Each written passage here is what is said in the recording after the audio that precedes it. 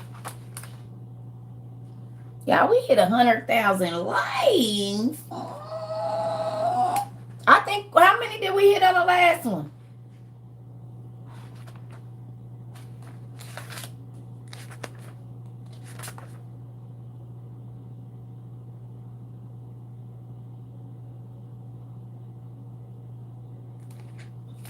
Thank you, y'all.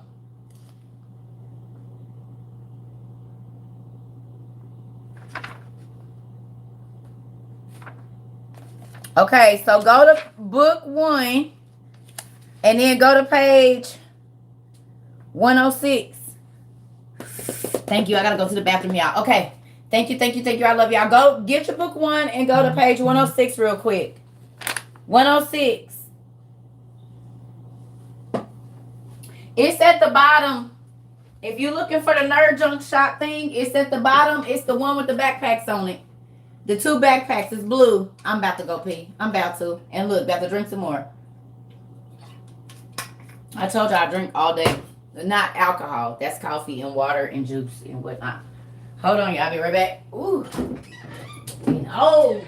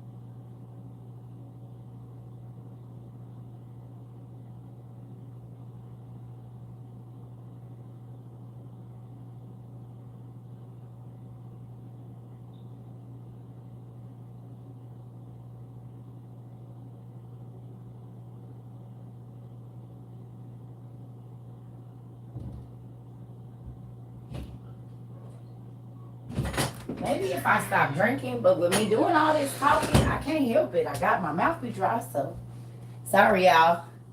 Thank you. Okay, let's go.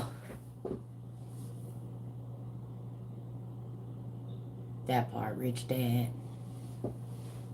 All right, are y'all ready? I said 106. 106 in now. Yeah, page 106 of your book 1.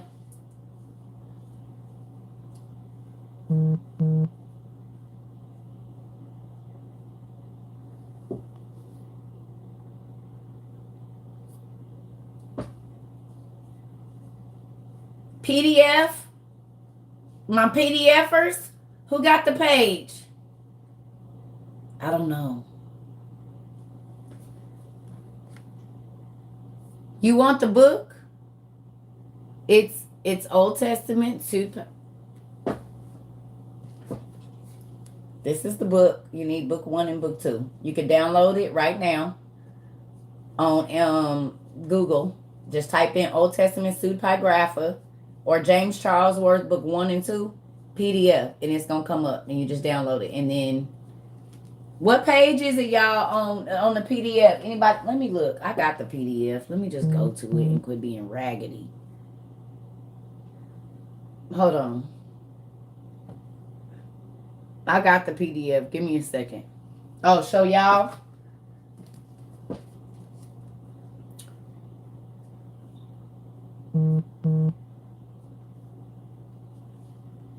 Okay, so look.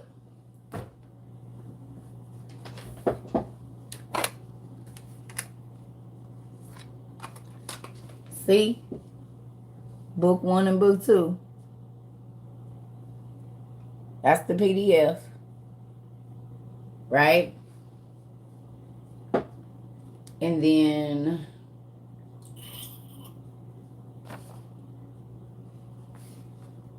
it's the red book. It's the red book. The book is on Amazon, but I'm saying if you don't have the PDF and you want to read along with us right now, you can download the PDF. It's page 158 in the PDF.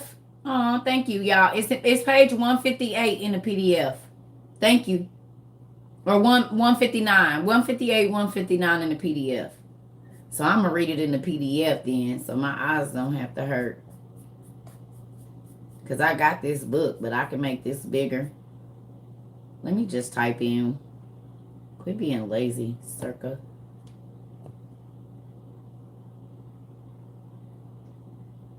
Thank you. Y'all love y'all. Y'all see, now see, this is why I don't know why pastors and stuff don't be wanting everybody to have the information, because we learn more. If y'all had to sit here and wait for me to remember which book, but because y'all got them yourself, y'all be helping me teach.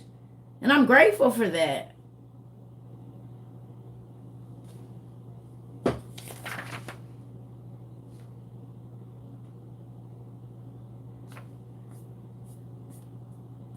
Wait a minute. It ain't page 1. Wait a minute. It should be Enoch 2. Wait a minute, y'all, because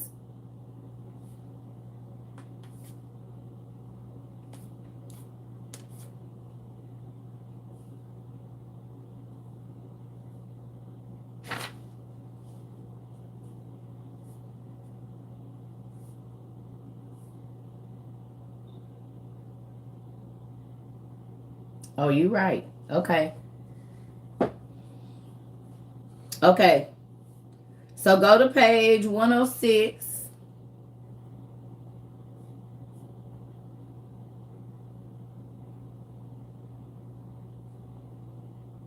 We're just going to skip this. Hold on.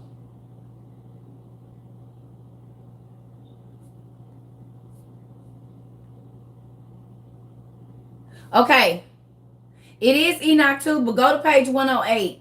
And it's 161. It's 161 in the PDF and 108 in the book.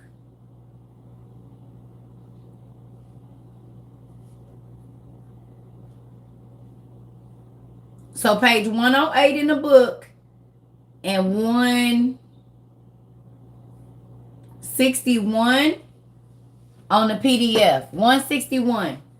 Sorry, y'all. And start it.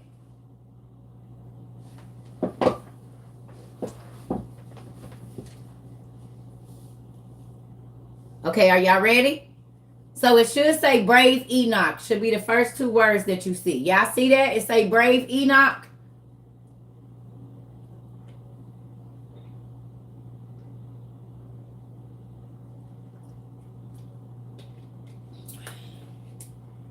Y'all, we've been on here for another 3 hours. Oh, Jesus. It's 2 hours and 59 minutes. I'm not talking about playing an instrument right now. I'm teaching class, so you're going to have to pay attention. We're not having free talk right now. I love you. But I'm not talking about instruments.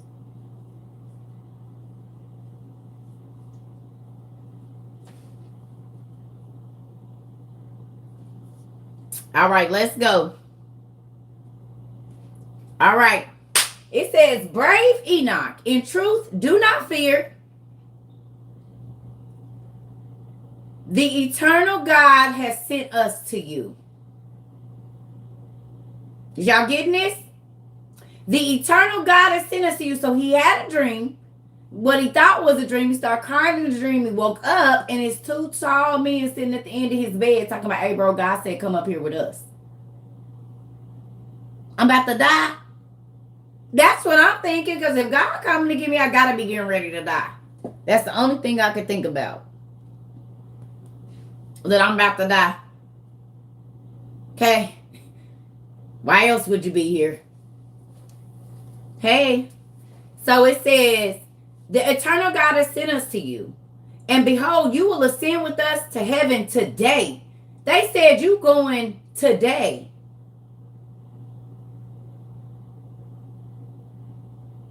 Not tomorrow. You're going to heaven today.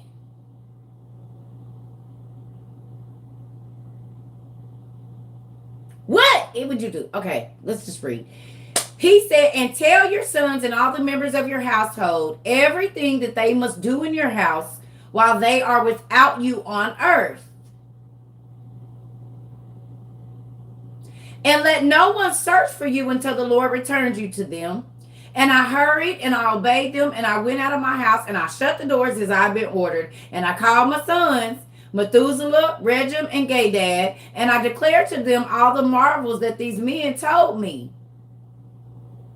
So he said, go out your house, close the door so don't nobody see the light that we're emitting.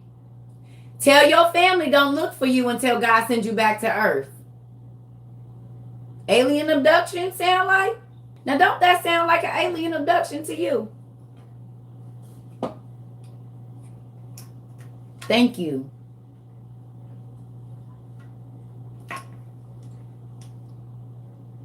Who know the scripture where it say Enoch was translated?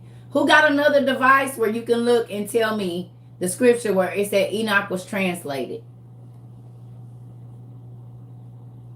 Who got another device? If you got another device, real quick, tell me the scripture where it say about Enoch. All our Bible say is that he was translated. What do KJV? Where the scripture at?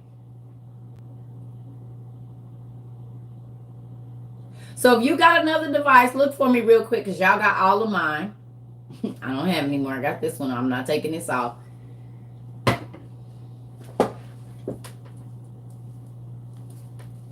Where it says Enoch was translated.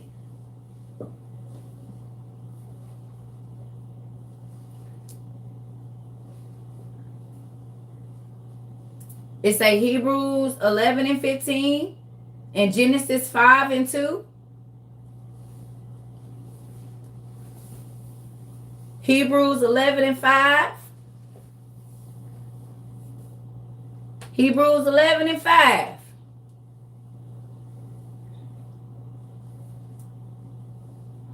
So the only thing that the KJV says about Enoch is that he was translated.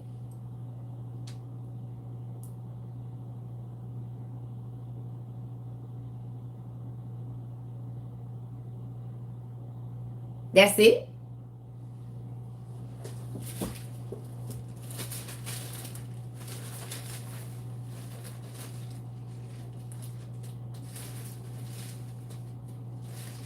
No, I don't know this Bible no more. I used to know it because they used to make us learn it back in the day. But where the heck is Hebrews at? I don't remember. Is it at the Chronicles? Where is it? It's a shame. I ain't picked up a regular Bible in so long. I don't even know where Hebrews is no more in here. And I used to know where all the books is. Where the heck is Hebrews? What is it after? It's a shame. Because I don't even read this no more. Where is it? I don't remember. That's bad.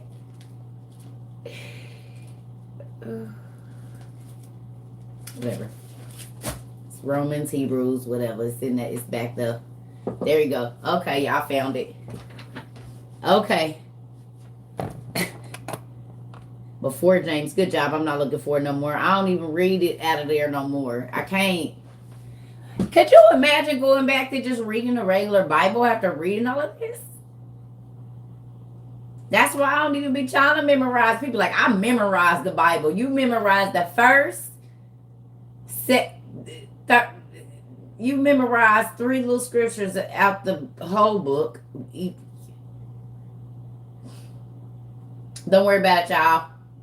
I ain't really worried about it. It is what it is. I know it's in there. I told y'all I be knowing this somewhere where it said I don't know no more.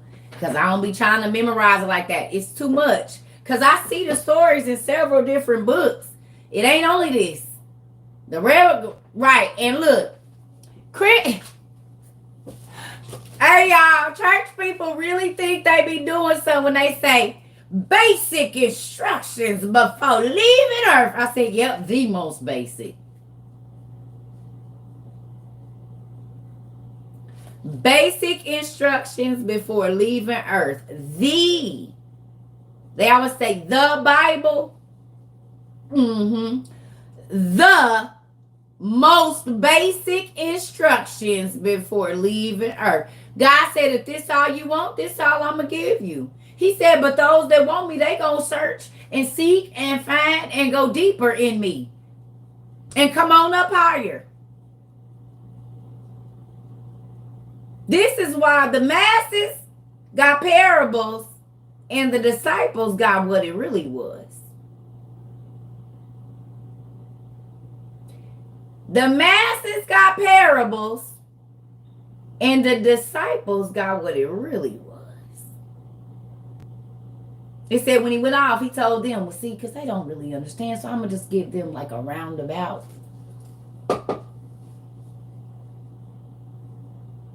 They only come for the fat and the meat, for the goods. So I'm going to give them that. They only want the houses and the cars and the stories about. That's all they want. They don't want nothing else.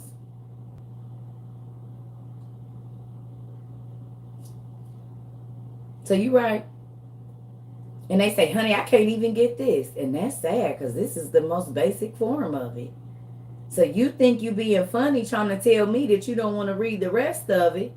Honey, I ain't going looking at nothing else because I can't even get this. That's sad because this is literally, if you got a 200-page book of every story, this ain't nothing but the first page. So page 1, page 101, and page 200 of every story. You're missing 2 through 99, and then from 102 to 199 in every story. If you look at each book of the Bible, you got to think in each book of the Bible, there's several different stories.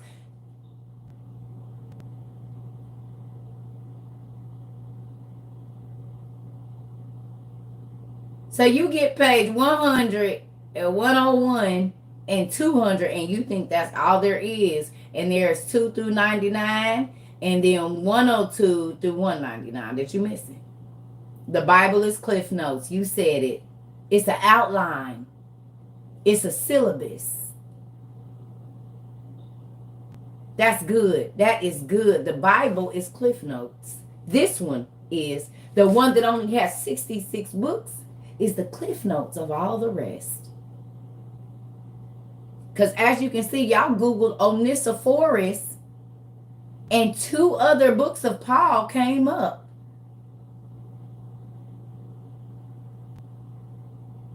Paul and Seneca and Paul and Thecla. So you Googled Onesiphorus in 2 Timothy and it showed his name twice. And as soon as you Googled his name and did some studying, because Bible says study to show yourself approved. So you went and looked up the name and instantly 2 hidden books popped up.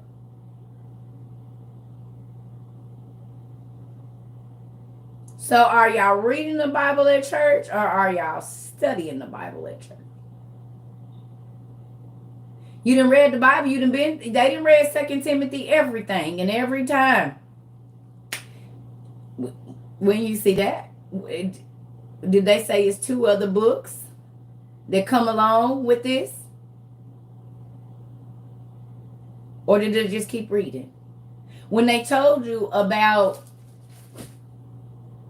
The sun standing still. Every person has heard that if you've been in church and they talk about Joshua and the sun not going down on until they won the war. But they always skip over the end of that scripture that says, is it not written in the book of Jasher? Right after they say the sun didn't go down, they just start hollering. I done heard it preached too many times. They just start screaming and hollering. Right after the sun, they avenged. And then they skip over the part where it says, as it is written in the book of Jasher. They go right on over that.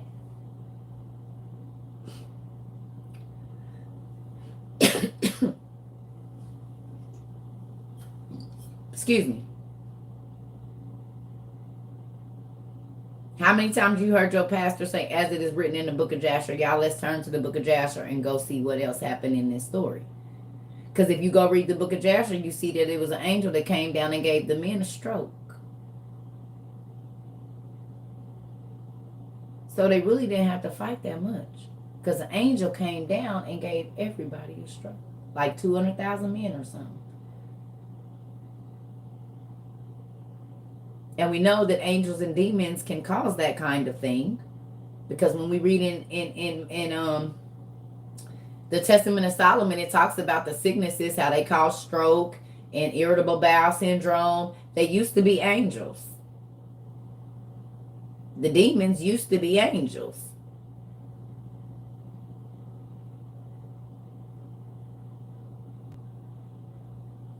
So angels can cause sickness. We know from Jannes and Jambres, the two magicians that went against Moses. One of the brothers, as soon as he did the last wine trick, an angel appeared just to him. Nobody else in the room could see him. He said, you shouldn't have did that. Pew. Got your neighbor. And he got struck down with cancer. And gave 4 to 6 weeks to live, I think, or something. He died like instantly. Stomach cancer. And this was Michael or somebody that did that.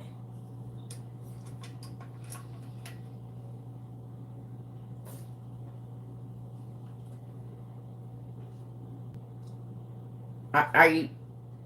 No, sis, you misunderstood. Enoch 1 says demons are in disembodied spirits of the Titans.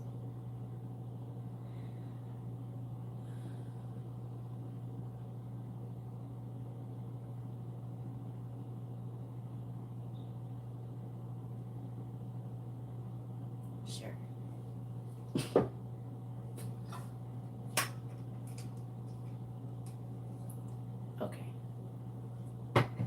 Let's keep reading. Thanks for teaching me. But I ain't only read Enoch, so there's a couple other scriptures you might want to check on.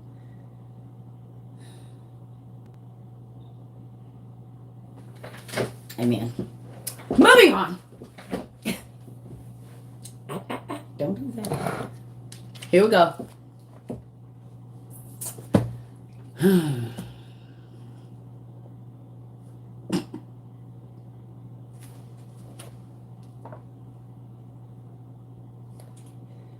All right. Oh, I'm not reading on this device.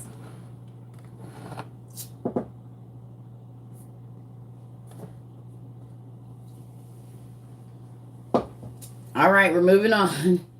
Here we go. All right. So we told his kids, don't come looking for me. 2, listen, my children. I do not know where I am going, nor what will confront me. Now, my children, I say to you, do not turn away from God. Walk before his face and his commandments, and do not abhor the prayers of your salvation. We're going to skip this. He was telling them, don't leave God. I don't know how long I'm going to be gone. Go down. Let me see. I already read that.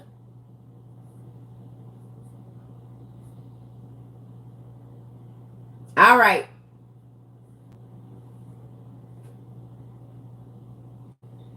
Go to page 110, y'all. Go to page 110 real quick. And 163.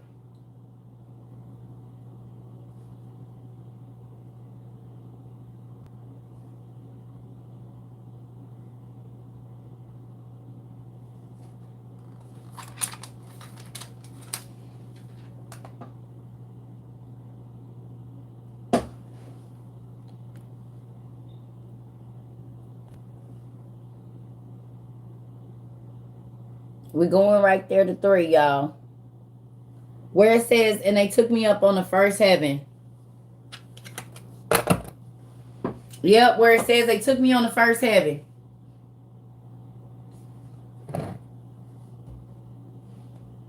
Y'all see it where it took me on the first heaven?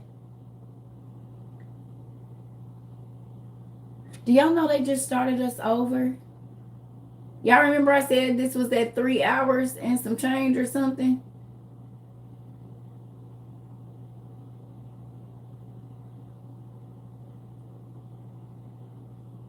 Now it's saying 1 hour and 23 minutes.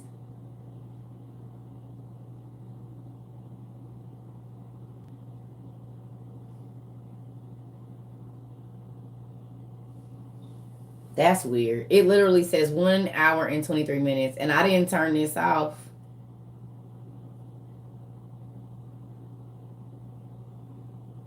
That's weird. YouTube did that.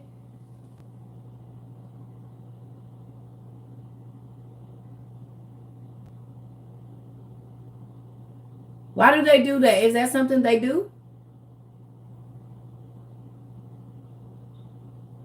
Do they start you over?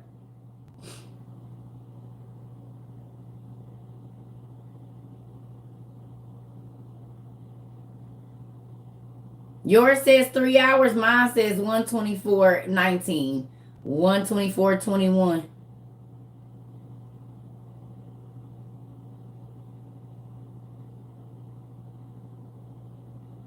So some people's on here still say 3 hours, but mine says 1 hour and 24 minutes live.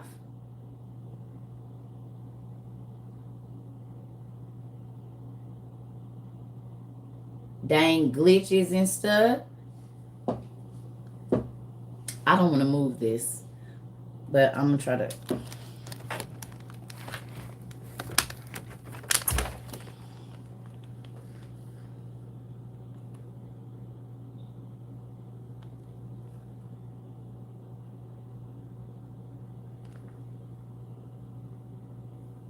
Y'all see it right there?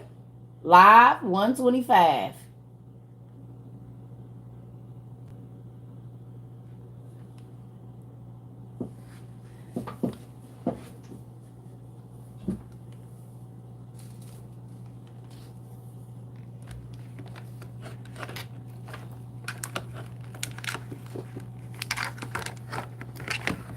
Told y'all.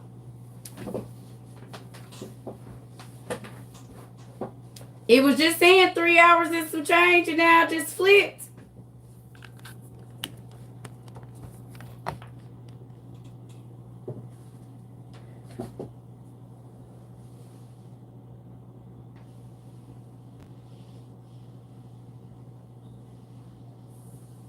That's weird. I got people on YouTube saying theirs is still 3 hours and some change.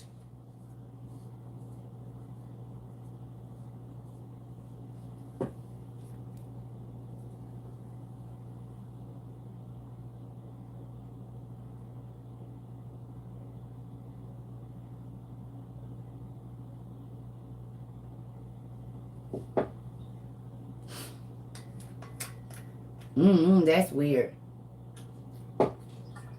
Yours say 3 hours and 17 minutes.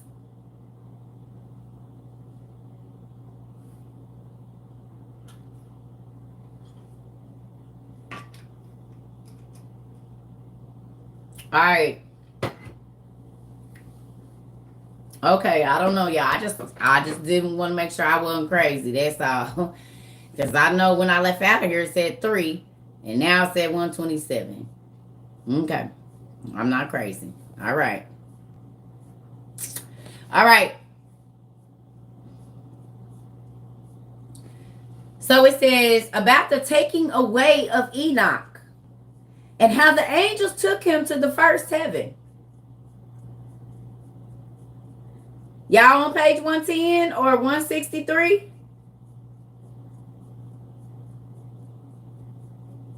Yes, I got A's in school until I didn't want to. And then I got F's because I was ready to go do something else. Get in the streets. All right. Here we go. We about to learn about the first heaven, y'all. It says, and it came about when I had spoken to my sons, those men called me, and they took me up onto their wings. Those men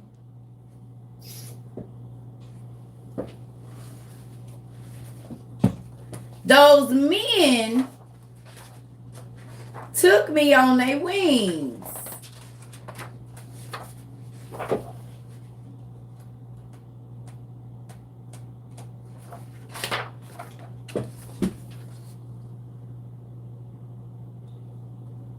That looked like a human stomach to me. And it looked like it's hiding a light, like we just read about.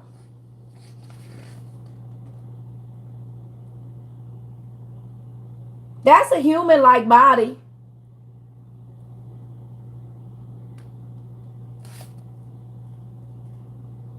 And above him were the seraphim, each with 6 wings. With 2 wings they cover their faces. With 2 wings they cover their feet, and with 2 wings. Only 2 orders of angels are given specific names in the Bible, but we know there's more. What would you do if this came to visit you and told you, come on with me?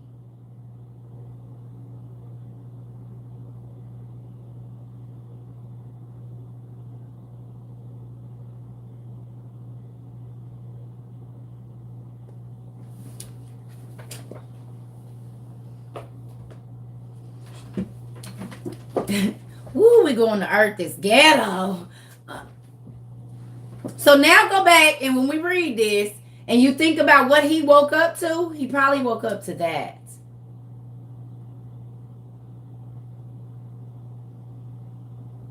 Now you see why I said don't be scared. Play dead. Yes.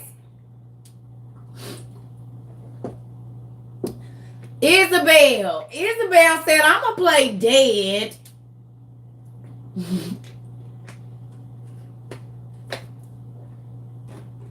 What book was what? This?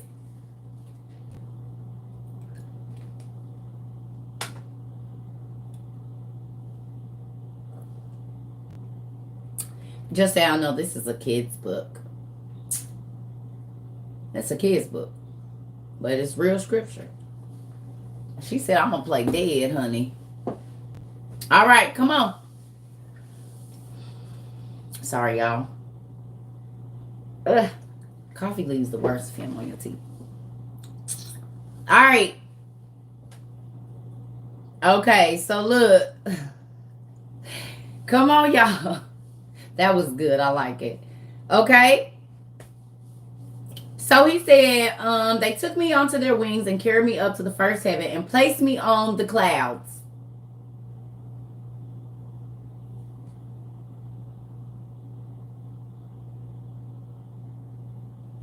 Thank you. Y'all hear that? They took me up on their wings and carried me into the first heaven and placed me on the clouds. Y'all, where do the Care Bears be?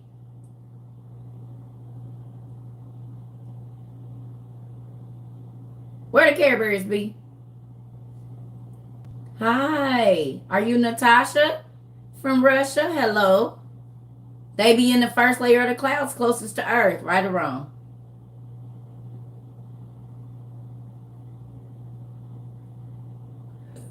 Excuse me. On the first layer of clouds, too. Because they're on the clouds that are closest to Earth. Because they can see us.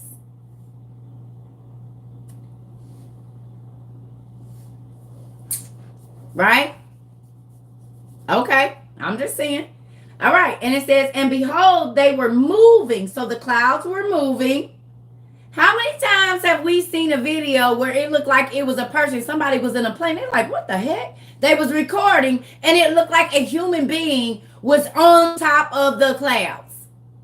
Or some type of humanoid form. They got videos and it was like, oh, it's computer generated. No, it wasn't. Because we see right here that the angels took Enoch and put him on the first heaven, which is where the clouds are.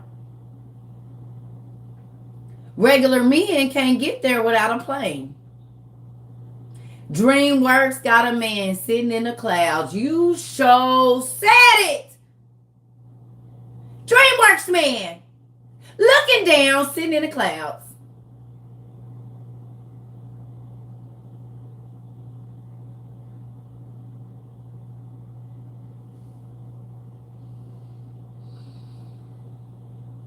Yep, stratosphere, mesosphere. Yep. Y'all, how high is the first? How high is the stratosphere? Stratosphere is the first level, right? Ain't the stratosphere the first one? Which one is first? Lithosphere, stratosphere, which one?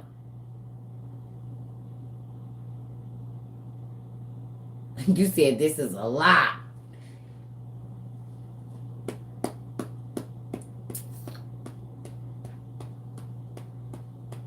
Stratosphere, lithosphere, whatever. I know there's different ones. Which one? Troposphere is first?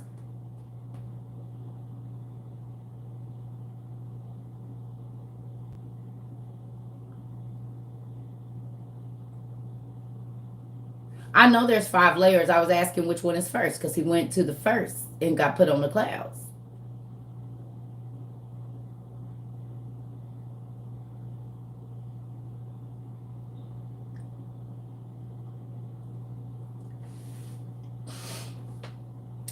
You are studying with me right now. We studying together. The troposphere is first? Okay. Stratosphere is second. Okay, I was trying to figure out which one. So we'll say he put him on a troposphere. All right. Here we go. It says, and behold, they were moving. So he was placed on the clouds, and the clouds was moving. Care Bears got moving cloud cars. They got moving cloud cars, Care Bears do. And they placed him on the clouds, and the clouds was moving. Sound like a Care Bear car to me. Right? Care Bear cars. They were clouds. They was driving the clouds, remember?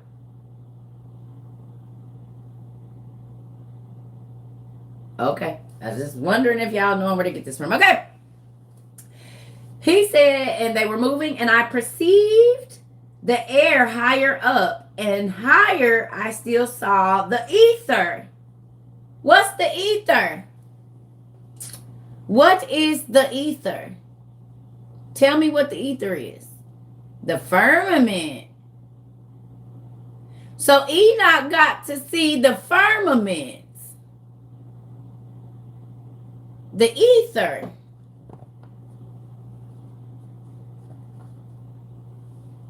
Oh, my computer is dying. That's why I keep shutting off.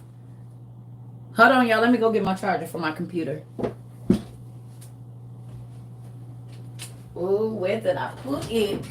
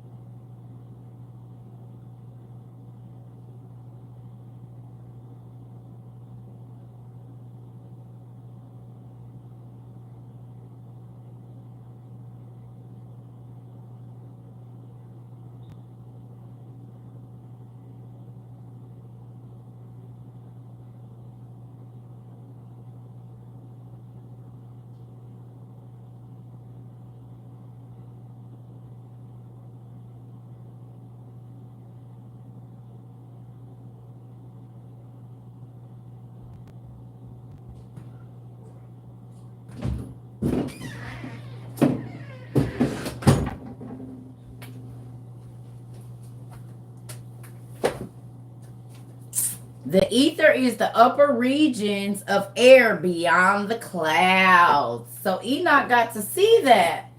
Really? Y'all Bible don't say that. It say he got took up and that's it. He was translated. Nimbus, Dragon Ball Z, and Goku rode the clouds. Really?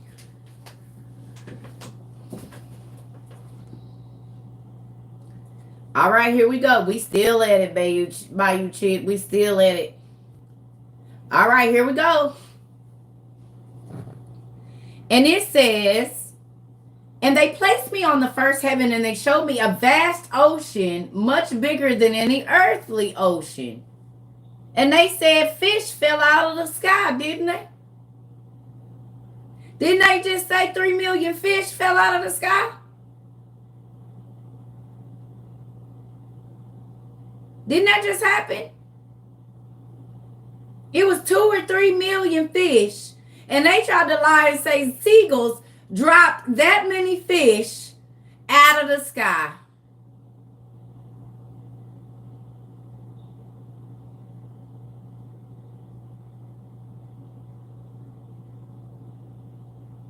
And Enoch says, and they showed me a vast ocean above the clouds.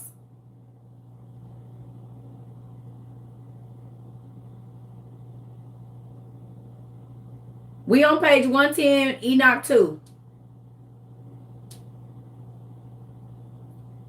2 million fish just dropped out of the sky. Go Google it. Okay, stop right there for the people that don't believe it. And go Google 2 million fish drop out of the sky 2022. We are reading in the Old Testament Pseudepigrapha. If you're new here, you can go download this book 1 and book 2. Type in James H. Charlesworth, book 1 and book 2, and download them. And then go to page 163 on the PDF.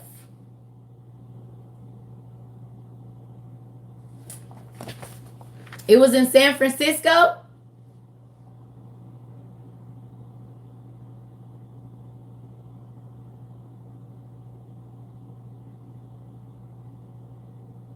It was last month in San Francisco. 2 million fish just dropped out the sky. I'm sorry, y'all. I do not like. I'm gonna have to go brush my teeth in a minute because this coffee is not. And in Texas last year. Yeah, we saw the cows, but we're not talking about the cows right now. We're just talking about the fish.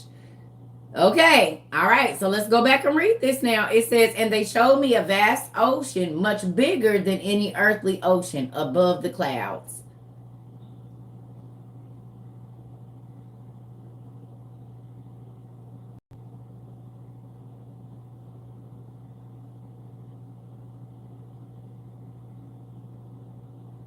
They called it animal rain.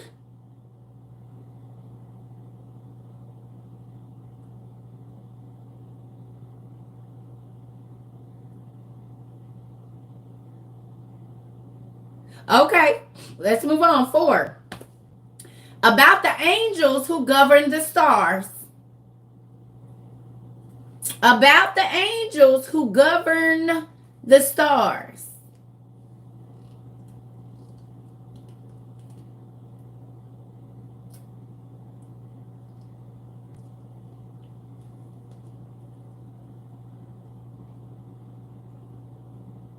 Fish and frogs. Like a plague, kind of. You still stuck on the Care Bears. I know, right? Sorry. Come on. All right. It says they led me before the face of the elders. The angels led Enoch in front of the face of the elders and the rulers of the stellar orders. Y'all, what's the Gospel Awards show called?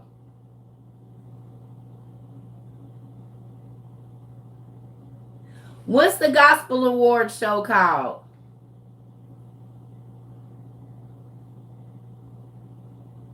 The Stellar Awards. And it says right here, they led me before the face of the elders and the rulers of their stellar orders.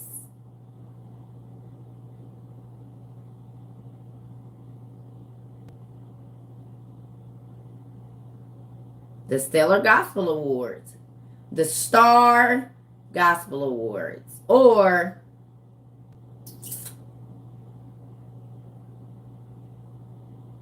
words have power. Can I ask you a question? Lucifer was the angel of what in heaven?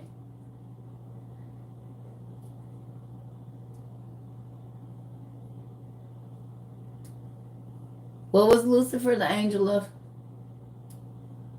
Music. And the Stellar Awards is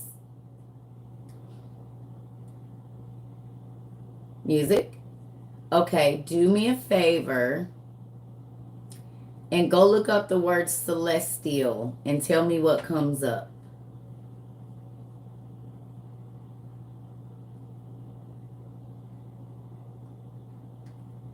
Go look up the word celestial.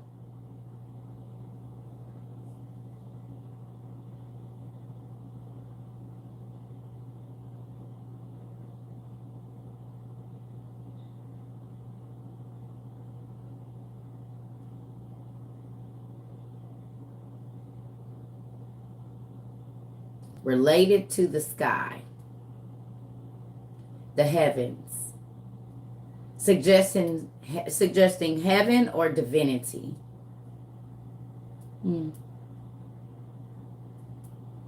Positioned in or relating to the sky, to outer space, or observing in astronomy.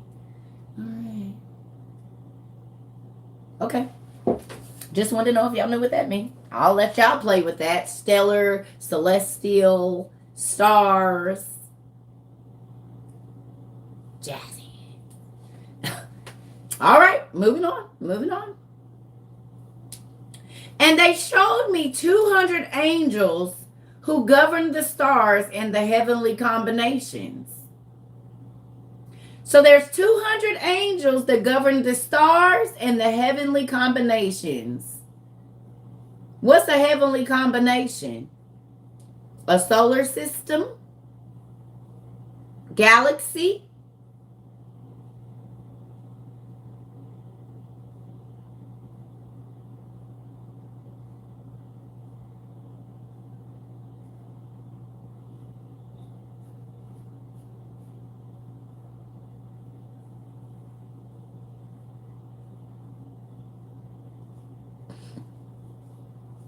Okay. Moving on to page 111. It says the ascension of Enoch and... Oh, wait a minute. Nope. We got to skip over because y'all know it's every other page. Because we on rendition J and not A. So you would see a J at the top and an A at the top. Skip every other page. So we going to 112. Sorry, y'all. It's every other page.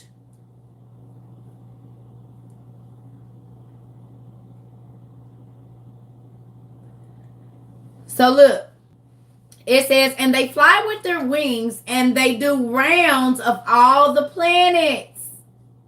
Are y'all seeing this? There's 200 angels that govern the stars, the stellar orders, the galaxies. And look what it say.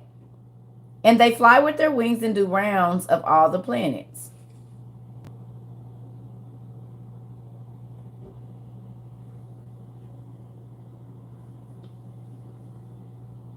About how the angels guard the storehouses of snow. And I there perceived the treasures of snow and ice, and the angels who guard their terrible storehouses, and the treasury of the clouds from which they come out and go in. And about the dew and the olive oil and the various flowers. We're going to skip all this. Second heaven. This is where I was trying to get to. Right here. Go to 7, y'all. Y'all want to read about the prison? This is the first prison. In 7. This is the first prison in heaven right here. On 7. Here we go. Y'all want to know about jail in heaven? Here we go. It says, and those men picked me up and brought me up to the second heaven, and they showed me, and I saw darkness greater than any earthly darkness. And I saw darkness greater. So on supernatural, it's the outer or the nothing or something. On what is that show? The Never Ending Story. It's the nothing too.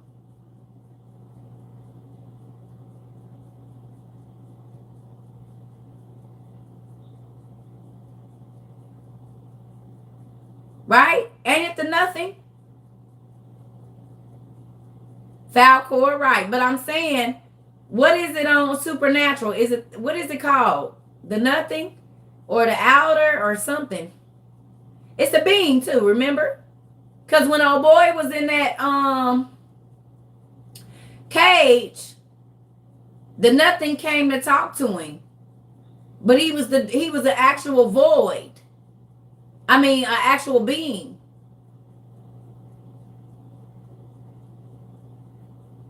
The empty. That's what it's called. The empty. He is the empty. The empty is an actual being.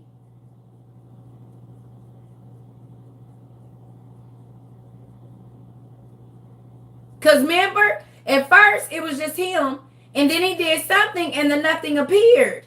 Or the whatever appeared. The empty appeared into a being, and he kind of looked like a person that was like in a carnival like thing. Remember?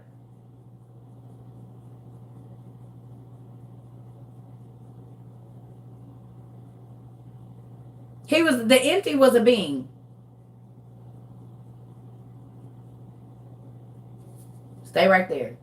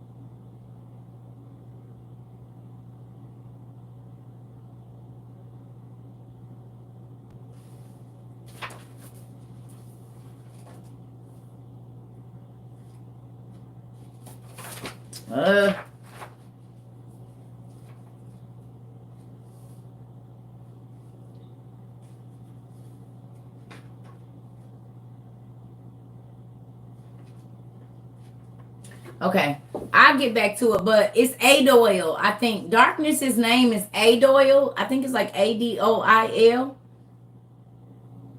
I was looking for the name in here because I know it's in here, but I don't know exactly where it is.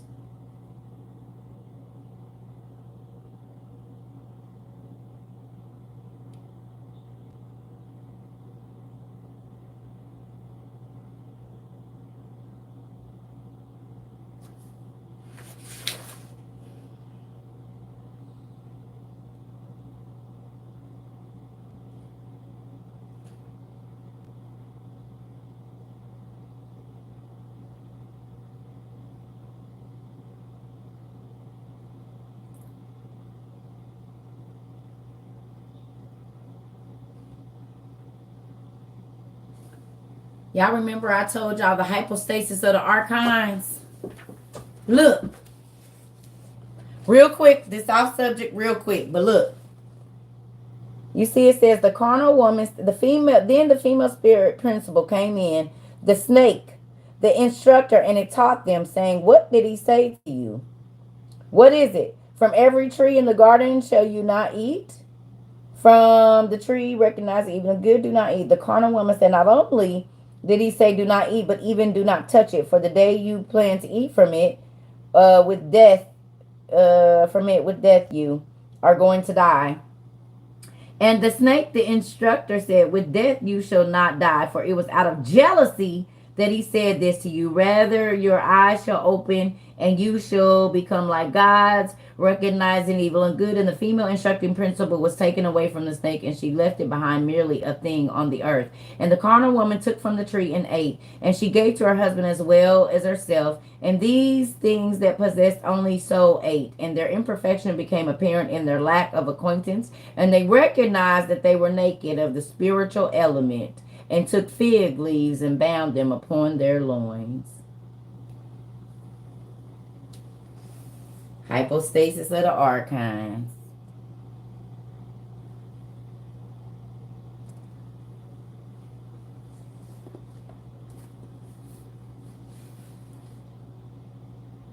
They lost their spiritual element.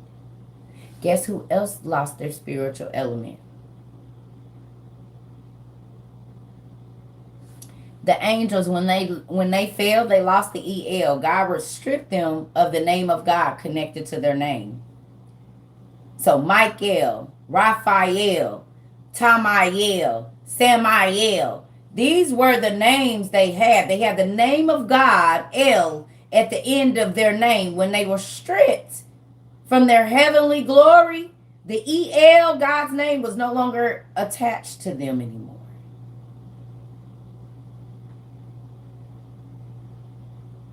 So not only were they stripped of the glory of God, they were stripped of the name God gave them, which had his name in it.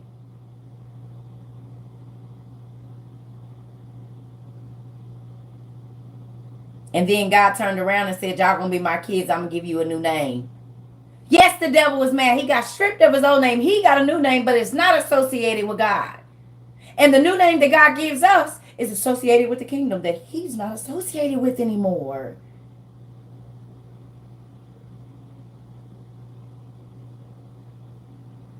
Y'all wonder why he be mad at y'all.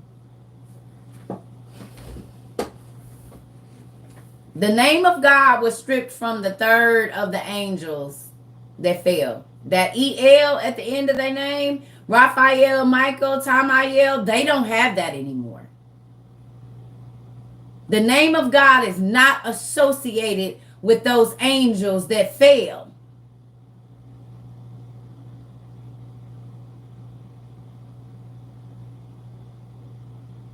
He didn't just strip them of their beauty, he stripped them of their name.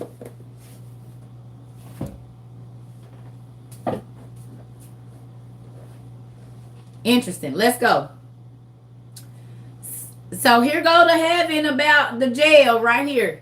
It says, and those men picked me in 7, and those men picked me up and brought me up to the second heaven, and they showed me, and I saw a darkness greater than any earthly darkness, and there I perceived prisoners under guard. So in the second heaven, it was dark, darker than any earthly darkness, and there was prisoners under guard, COs walking, making sure they were they supposed to be. On the second heaven, it's a jail. It says, and there I saw perceived prisoners under guard, hanging up, waiting for measureless judgment. Please Google the word measureless.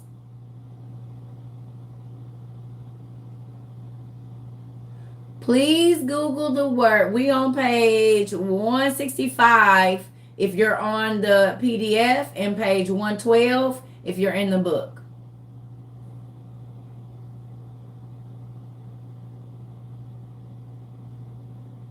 What does the word measureless mean? Having no bounds or limits. Y'all, my toes. Y'all hear them cracking?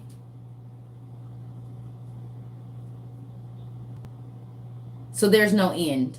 So it says that the prisoners that's on the second heaven are awaiting measureless judgment, and they not sitting, they hanging.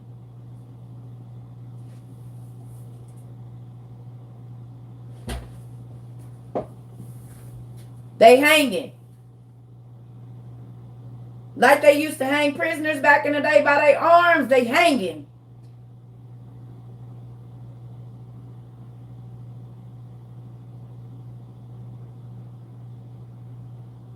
Awaiting merciless judgment. Mind y'all,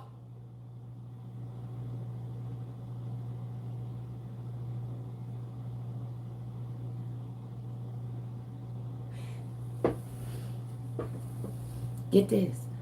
Their judgment hasn't started yet, and they're already in a holding cell.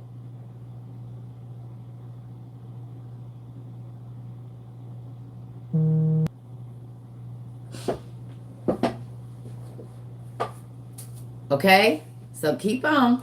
It says, and those angels have the appearance of darkness itself, more than an earthly darkness. So think about when you look out and you go, ooh, I can't see nothing. An earthly darkness is the caves. When you go down under the ground and they be going in them caves and not even a light will shine anything because there's no light there, it's darker than that.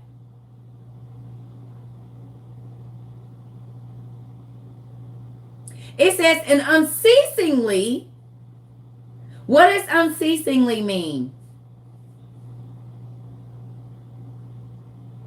What does unceasingly mean?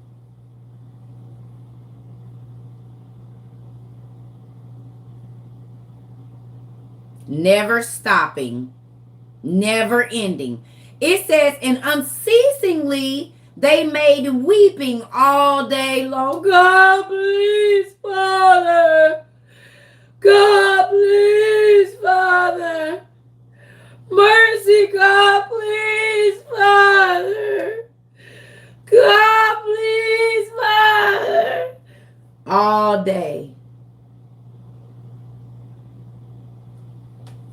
And God don't hear them.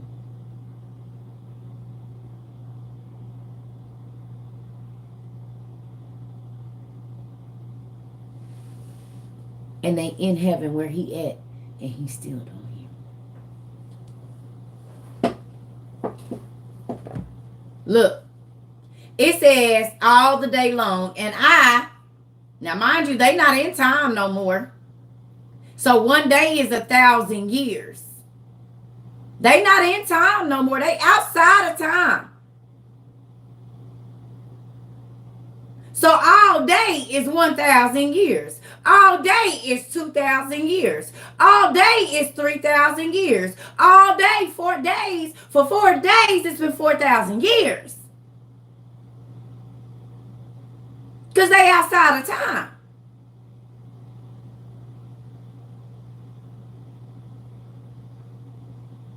Holy Ghost speaking to you, Angela. That's why.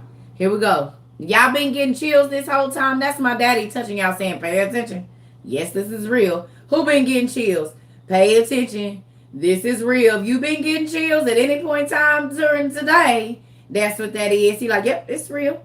Pay attention. It's real. Did you get that? Did you get that? Did you get that? Did you get that? Did you get that? Did you get that? Did you get that? Did you get that? Hey, you be like, hey, look, I'm looking too, stop. It's like that. Hey, did you get that? Did you get that? Did you get that? Did you get that? Okay. He asking y'all if y'all got it. Is you understanding? Okay, here we go.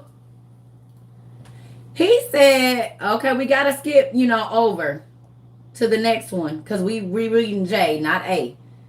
So he said, I said to the men who were with me, so now we on page 114. 114. He said, I said to the men who were with me, why are these being tormented unceasingly? He said, those men answered me and said, these are those who turned away from the Lord, who did not obey the Lord's commandments, but of their own will plotted together and turned away with their prince, Sataniel,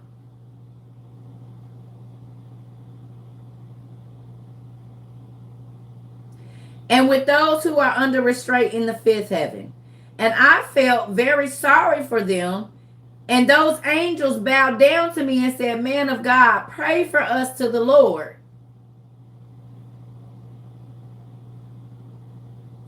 So the fallen angels, some of them that are jailed, the heads of the fallen angels that are not down here being demons, because remember, it's always a chief. And your chief is supposed to keep your crew in line. So the chiefs of the angels that fell are hanging. The other dudes is trapped down here as demons. But the fallen angels asked Enoch, can you please pray to God for us? And look what Enoch said. And I answered them, who am I? A mortal man that I should pray for angels? Who knows where I'm going or what's going to happen to me? Or who going to pray for me? Enoch said, I ain't never been invited to heaven, and the first thing I seen after the clouds is a jail. I don't even know what's going to happen to me. How I'm going to pray for y'all? He said, who about to pray for me? Enoch was scared, I think. It's like Men in Black.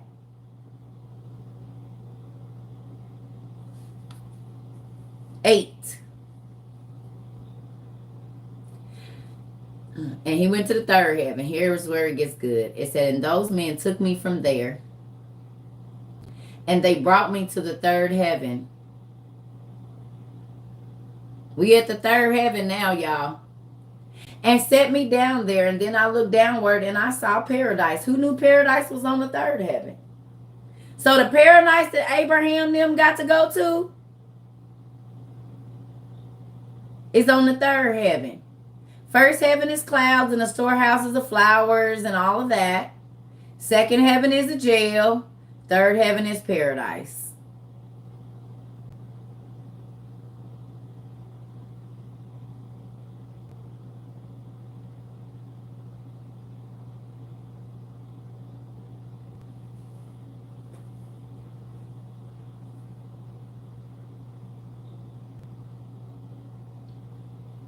Okay. What book am I reading? I am reading the Old Testament Pseudepigrapha.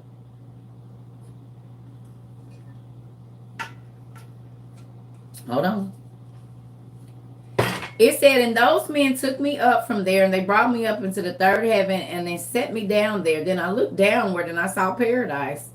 And I saw this place is inconceivably pleasant. Inconceivably pleasant. And I saw the trees in full flower, and their fruits were ripe and pleasant smelling, and with every food in yield and giving off profusely a pleasant fragrance. It smelled real, real good, like sweet. Okay? And in the midst of them was the tree of life, and at that place where the Lord takes a rest when he goes into paradise. Who knew that God took a rest at the tree of life in paradise? When he go to sit down and chill, he sits under the tree of life. Who knew that?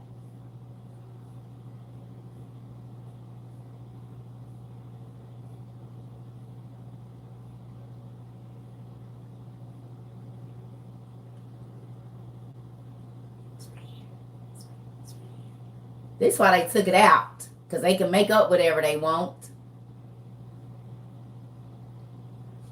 All right. So it says, and that tree is indescribable for pleasantness and fine fragrance, and more beautiful than any other created thing that exists. So the tree of life is more beautiful than anything that God ever created.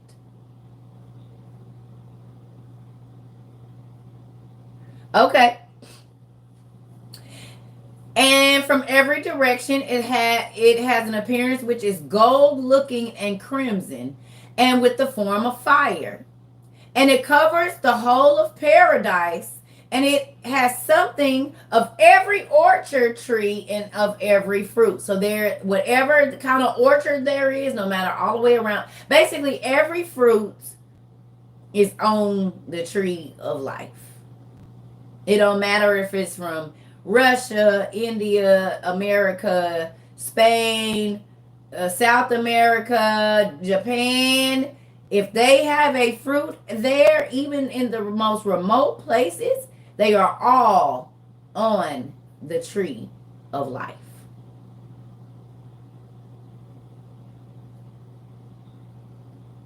God said,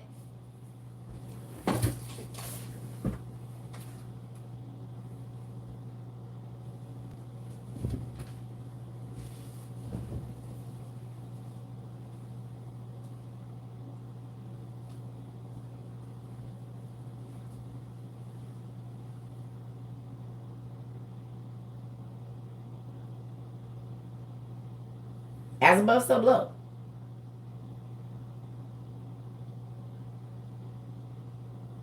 As above, so below. That's what he said. So we got fruit trees here. There's fruit trees in heaven too.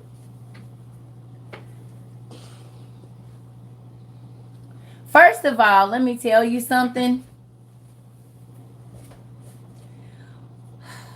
What does it mean, as it is in earth, is so it is on heaven? It's not satanic, because Satan didn't create anything.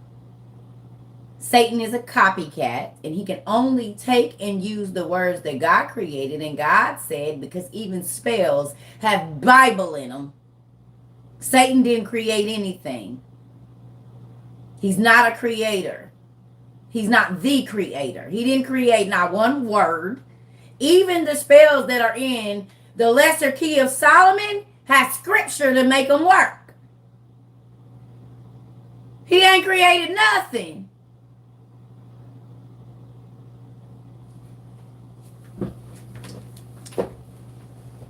God said, as it is in heaven, it's going to be on earth, or so as it is on earth, it's in heaven that same way. God said that. That's as it is, above, as above, so below.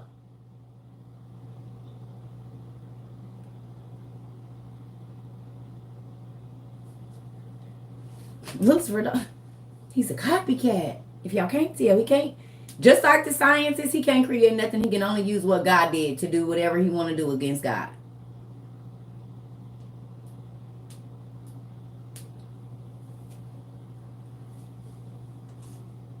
All right, moving on.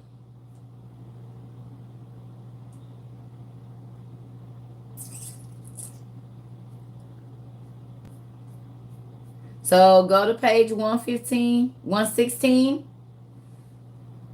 Don't type swipe. Yep. Go to page 116. And it says, its roots are in paradise at the exit that leads to the earth. So the roots of the tree are in paradise at the exit that leads to the earth. And paradise is in between the corruptible and the incorruptible. Paradise is in between the corruptible and incorruptible. We are in the corruptible now, and heaven is incorruptible.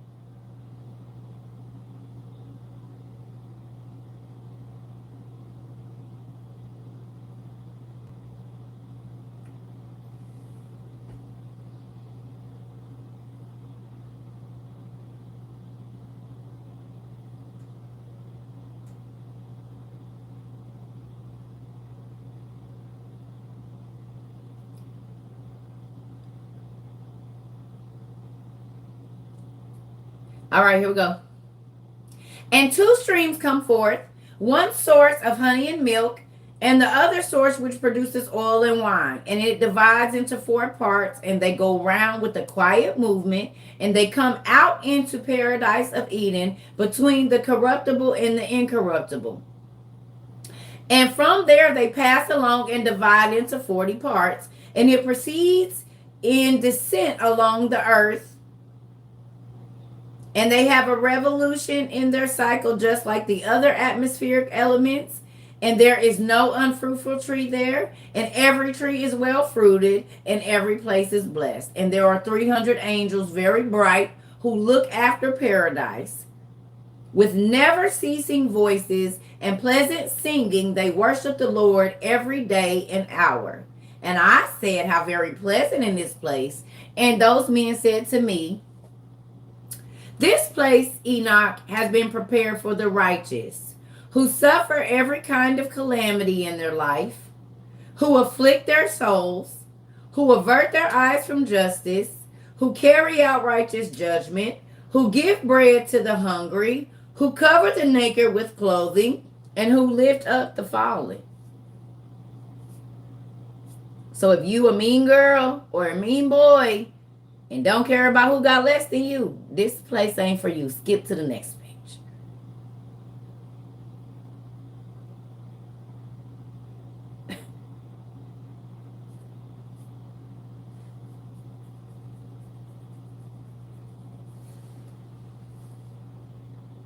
Don't get excited because you won't be there. He said that place is laid up for the people that let people abuse them. That place is laid up for the people that care about that's who going here. That's what he said.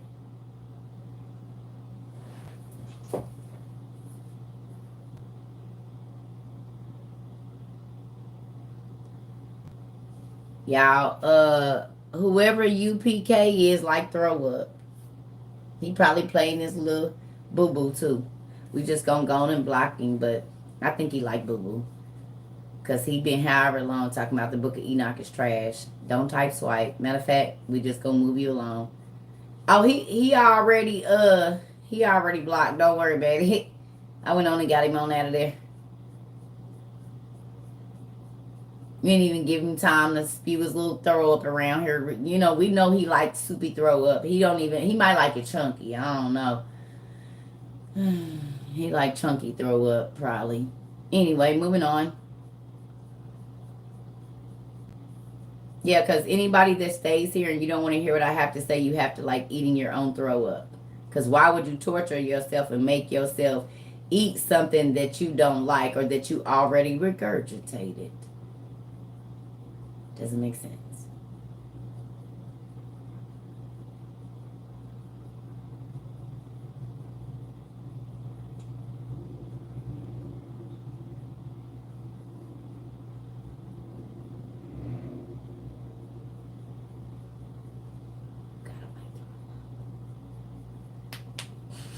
He said the book of Enoch is trash and so is your mind, but nobody really cares about that. We're moving on.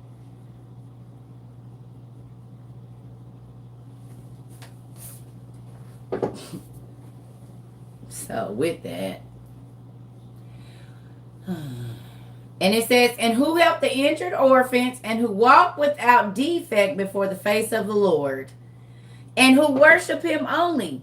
Even for them this place has been prepared for an eternal inheritance. So let's go back.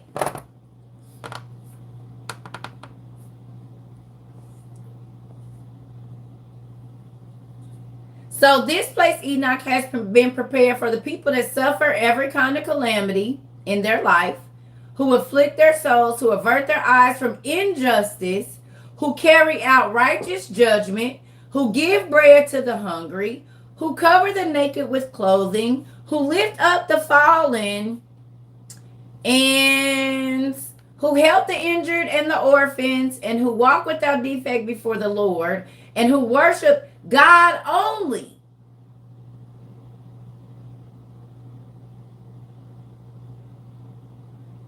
This place with the fruits and the trees and the wine and the milk is prepared for. Okay? 10. It says, here they showed Enoch the frightful place of the various tortures. Y'all don't believe me? Look.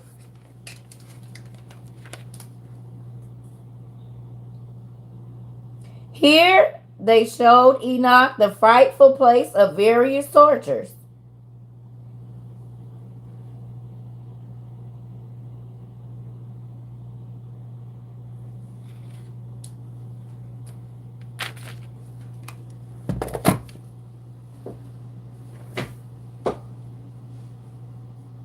Y'all ready?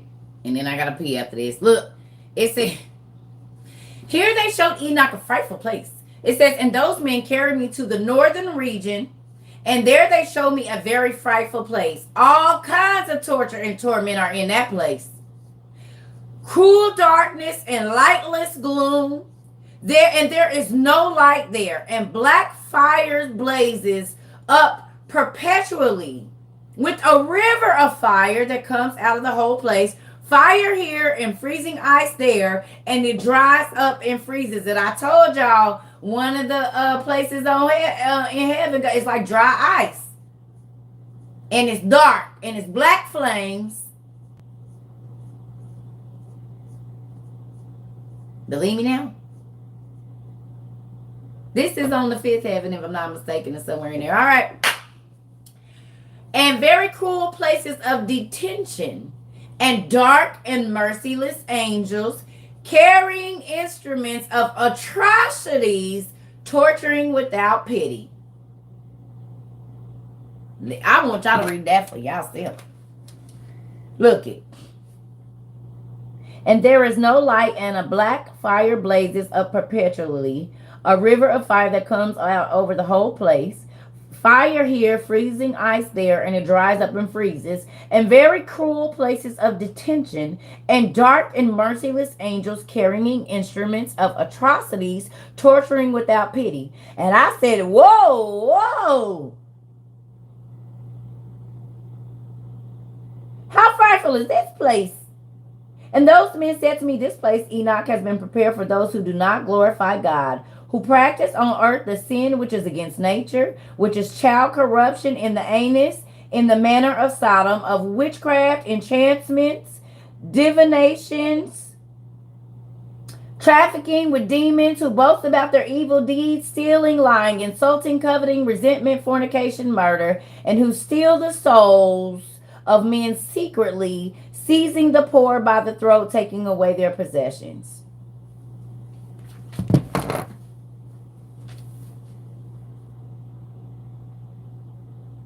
I gotta pee. Y'all can go read it for yourself. I gotta pee.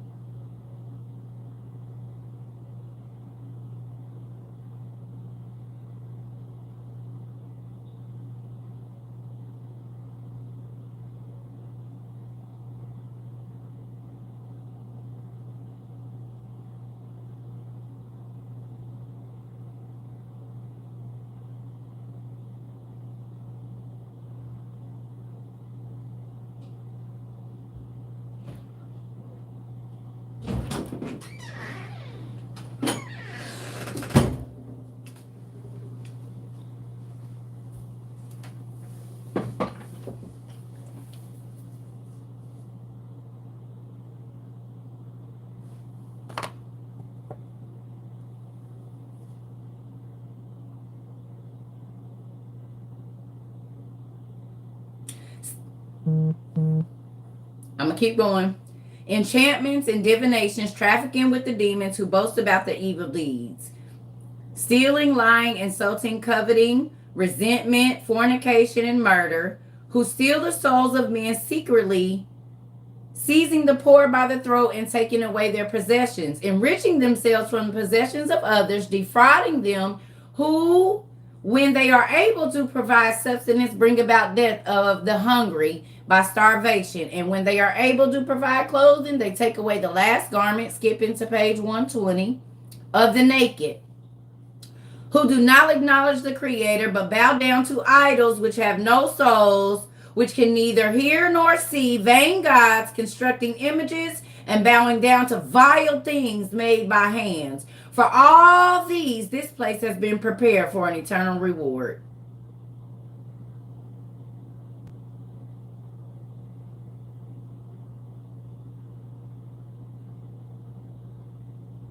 Still want to steal a PPP loan.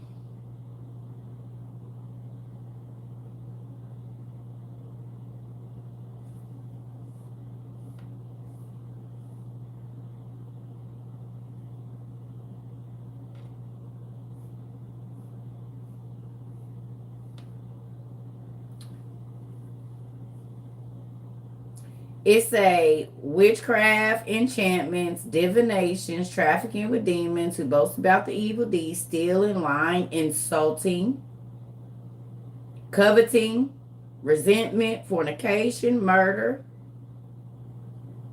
not feeding the hungry, taking from the people that already don't got nothing. We're going to move on to page 120.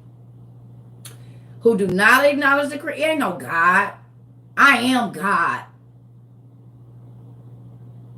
Y'all got atrocities of punishment waiting for you.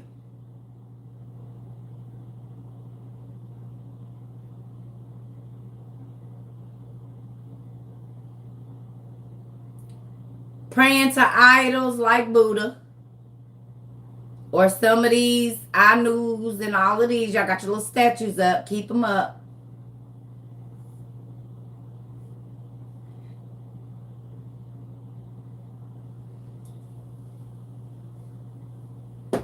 Keep on doing your incantations with your bowls. And you're writing your spells out and blowing all of that. This is what they talk about for y'all. Keep on using your crystals and doing divination and using your flip cards. Keep on. It's a place. They took it out the Bible so you wouldn't be scared to do it.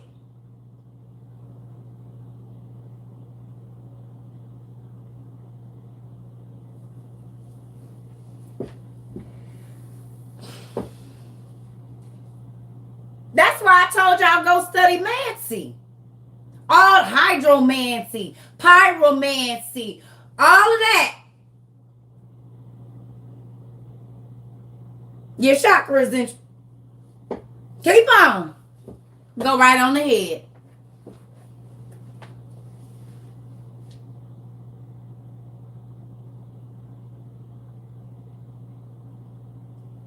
Anytime you ask anything other than God about the future, it's divination. It's spells, witchcraft, incantations. When you go and you write your little love spell, like your Victoria's Secret, or you listen to these TikTok things where they tell you to take your hair, somebody's hair, and wrap it around your arm, don't even know you're doing witchcraft.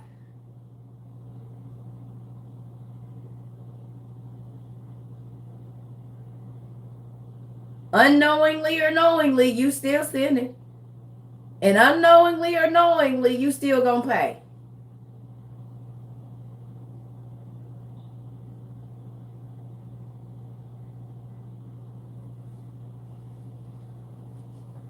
It ain't in the Bible, I know, because they want y'all to go to hell. They want y'all to get this. The first ruling spirit of this world is deception. The first, y'all, we read it yesterday. The first ruling spirit of this world, the first ruling power is deception. The 7 ruling powers, the 7 lights y'all be talking about, is really the 7 rulers of darkness, but they fallen angels and they come as angels of the light.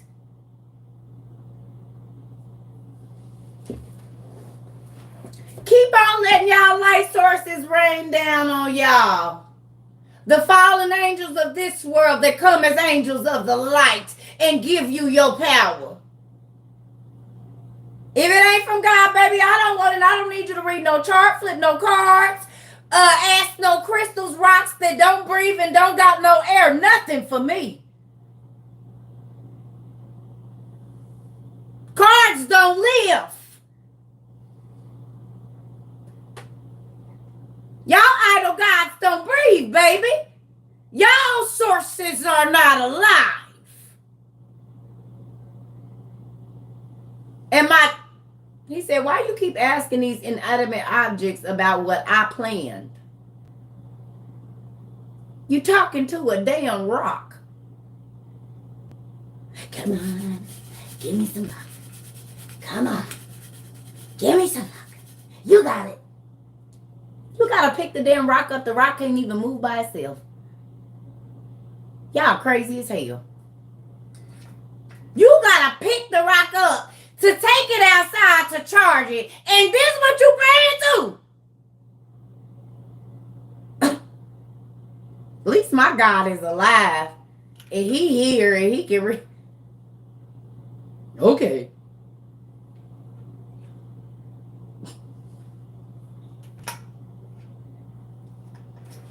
That's like you taking your diamond ring. Give me some luck, baby.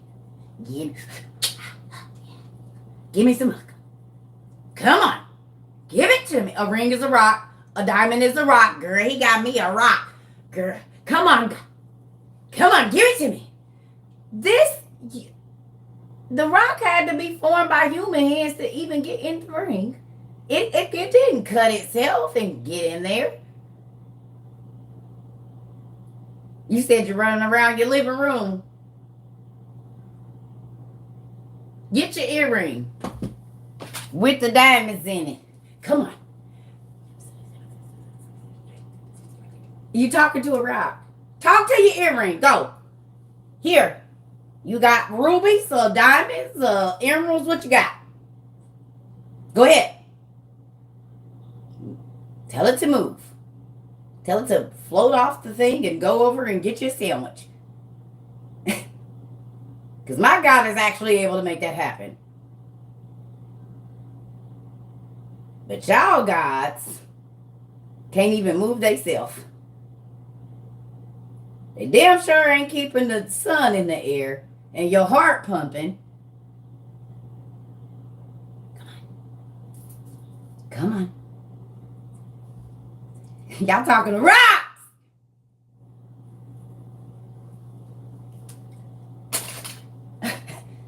A whole rock. Yeah. This is a rock. This is a real geode like rock. Yeah. This y'all be praying to rocks. Rocks. Rocks. They can't even move themselves. They can't get up off the ground. They can't. This gonna save you from a hurricane? This is gonna save you from a lion coming to get you. This is gonna save you from getting hell, it couldn't even save itself from falling.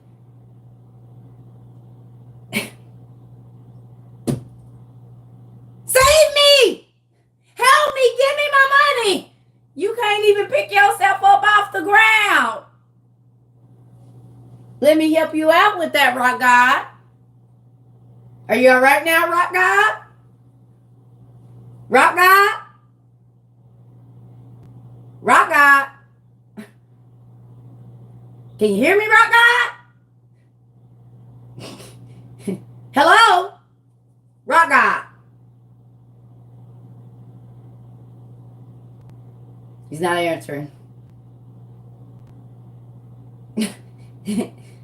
Rock God. Hello. Breaker, copy. Rock God. Y'all don't remember this from the Bible? The prophet told him, he said, call on all your guys. Get your stones and your rocks and your wood guys and tell them to come help you. Go get all your magicians that's been talking to the rocks and the wood and tell them to come help you because the real God is coming and he bringing the Assyrians with him. So go pray to your rock God and see if they gonna help y'all. Go get all your rock gods and stuff. Where your wood God at? Rock God, wood God, rock God. Power of the sun. Rock God, they own us. They own our hills, rock God. The Assyrians is almost here. They're almost here. Like Crazy Joe.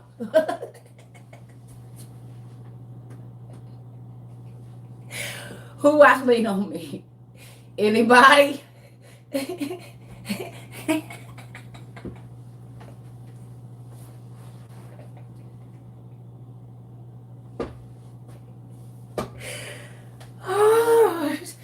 Oh God. That's how they was running. Right God! Right God! They almost here. The Assyrians is on us. They on us. Come back. Right God! Where are you? What? Jeez. That's how crazy y'all look praying to them damn rocks. And wooden statues and little Buddhas and stuff that you gotta put there. And then you gonna go put some oranges and he can't even eat it. He can't even eat it. It's gonna mold before he open his mouth to get it. I'm just saying.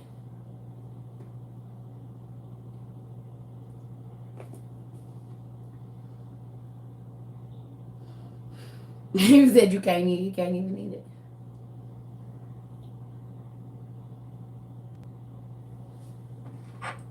I brought you an orange. Rock God, I brought you an orange. I brought you an orange and a pork chop. I filleted a lamb chop for you, Rock God. Are you here? Rock God, your food is here, Rock God. I brought you a sandwich and some chips, Rock God. Are you hungry? Rock God. Rock God.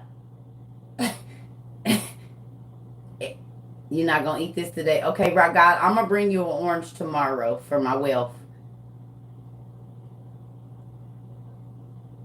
And then I'm going to bring you an apple the next day for my wealth, Rock God.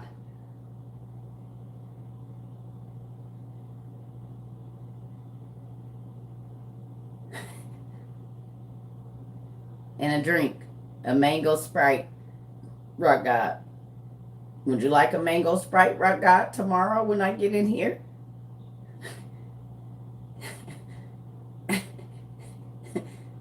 No, you want a manzana? You want an apple soda? You want a manzana? Or you want a Fanta? Grape or orange? Fruit punch? Want a Fanta? Yep, that one want a Fanta. He can't even say he want a Fanta. Oh, Jesus.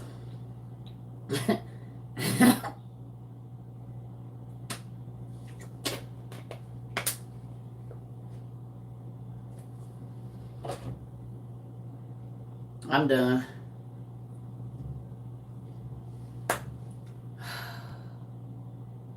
Sorry, family. But do y'all understand how crazy? That's why, like, I can't read stuff like this and not.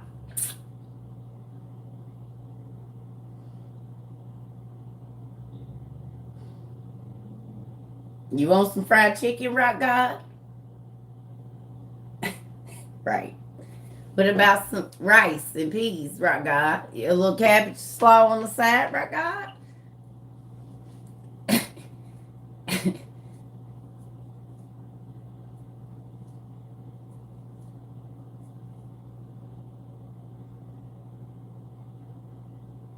And people say, "Oh yes, there was crystals in the breastplate of the priest."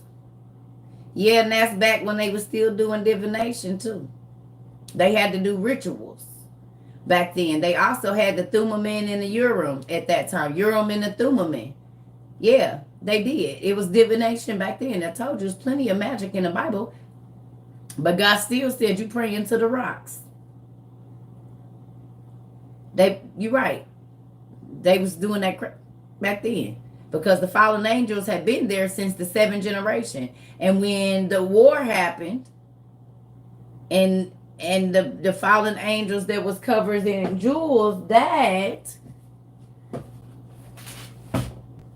because in all the angel movies they flew, they died here. They show all the little stakes in the ground from the war that they fought. So where did the crystals go when their bodies disseminated or whatever? Where did the crystals go? When the Trojan War was fought and all of the angels and the giants and like the chick that's on X-Men that got the diamond exterior, that the diamonds come up on her. Boop, boop, boop, boop, boop, boop, boop. Y'all don't think, where they at now? Where do we find these at? Rubies and beryls and onyx and all of that. Where do we find these? And it says that the angels that did this was jailed way down deep in the earth. Where do we find these?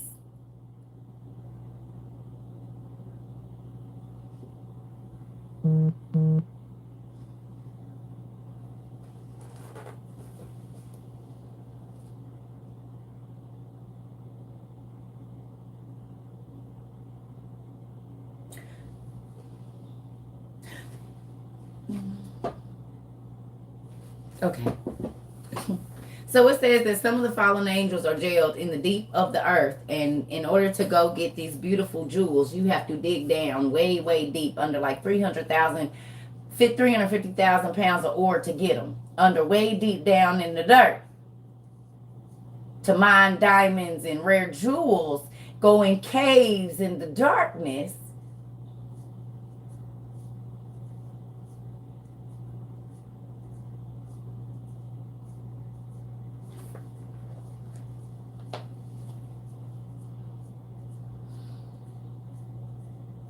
What did they just found in, what just opened up in Japan?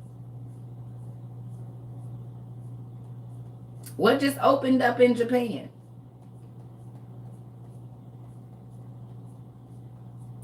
That they didn't know was there at first. And what was in the sinkhole? 130 Middle Earth cave. You said it. Middle Earth cave. And then there was mountains and whole stuff all on top of it. But it's a whole ecosystem that is fully thriving down there in the dark. Trees that are taller than the trees that we have above ground.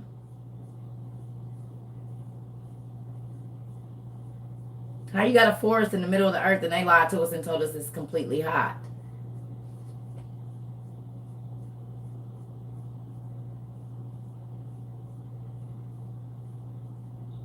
Seems like they don't know what they talking about just yet. Because if the trees is 130 feet and there was still stuff way above that,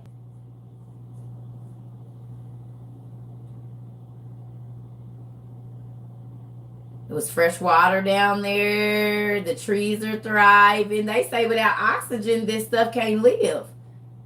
If it wasn't above ground.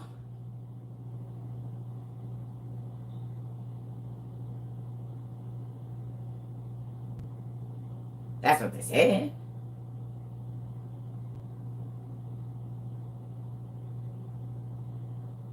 That's what we've been taught. They show us the old school Jawbreaker. Remember the old school Jawbreakers was supposed to be a replica of Earth, right?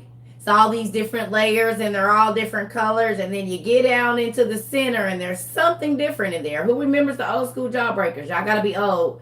We had stores like Mr. Bulky's, the big candy stores in the mall where the candy went all the way up to the ceiling and you could just go in there and it was just everything. I don't know if they still have those because I don't go to the mall. Y'all remember the big old Jawbreakers? And if you cracked it, it was layers and layers and layers and layers, different colors. And then there was something different in the middle.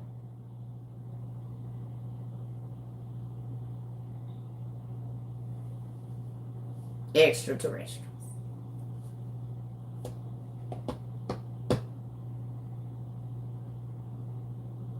Just so y'all know, Mr. Bokies is still around. They're just on Facebook. You can order from Mr. Bokies still. They just online. Did y'all know that Mr. Bokies is still real? You just have to order online. That would be great for the kids to see something that. Okay, I have a question, and then I'm about to go because we did like 9 hours of class today. Who seen Mr. Megorium's Wonder Emporium?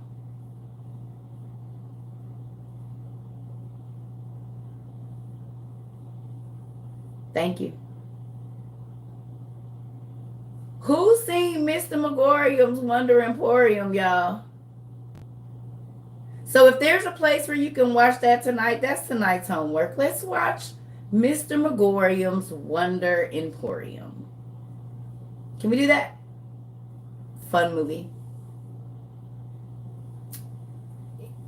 Or Nanny McPhee book 1. The first Nanny McPhee or that. So Nanny McPhee number 1 or Mr. Megorium's Wonder Emporium, please. If y'all, I don't even know where they playing it. I don't even know if they are because I used to have it on my little thing, but I got to get my stuff back together because I don't got the hook up no more. So with that, Mr. Megorium's Wonder Emporium or Nanny McPhee. So if you've seen one, watch the other.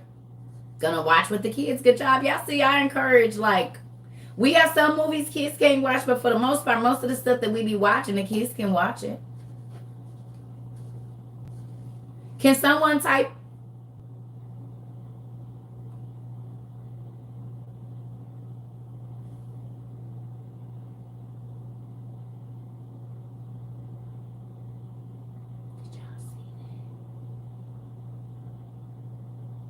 That just scared the hell out of me.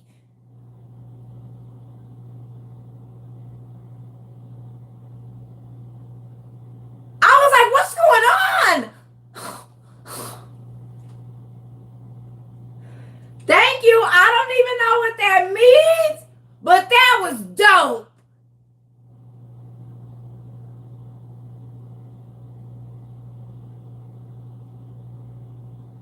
The Lion of Judah. Ah, that was dope. Yes, whoever did that. I love it. I was like, wait a minute, what's happening? I can't see me, nobody. What's... Ah, that's dope.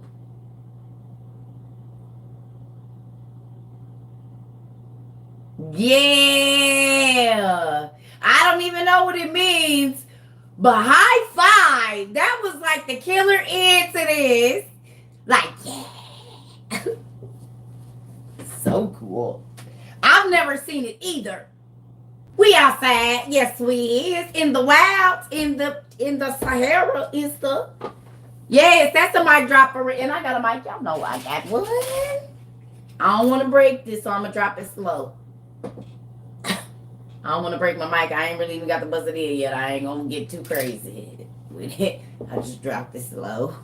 You know how kids fall when they really ain't falling and they fall slow, but they still be screaming, but they fall slow because they didn't learn if they throw themselves to the ground, they hurt themselves. Like that. You know how they be like, They don't throw themselves back no more because they didn't hit their head and they realize, I want to have a fit, but I better do this safely. Like that.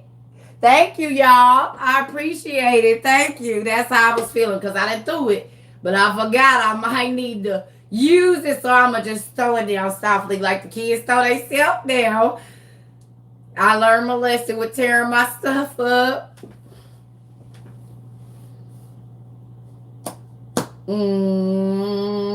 They sent me some kind of lion thing, but it took up the whole page. I ain't never seen that, y'all. Y'all know how they send you send the little, gifts and stuff? Well, everybody was scared over here. Nobody knew what it was, except for the person that sent it. Yeah, we was over here. Everybody, did y'all guess? Did y'all? Did y'all see my face that I couldn't see? Did y'all see I was trying to figure out what was going on? Prime has Mr. McGorium's Wonder Emporium. Thank you, the sassy. I couldn't see it. I was scared. I ain't gonna lie. Yeah, y'all can see the confusion. I was like, what the hell is happening? What is going on? Thank you. Like, okay, so I love this. I'm used to that. That other one I never seen. It took up my whole thing. I couldn't see y'all on the shelf. I'm like, what's going on? What is this? Y'all see, I was nervous. I didn't know what it was.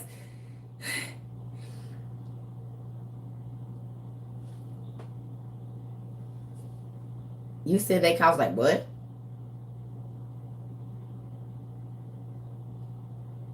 Did you say thank you? $29.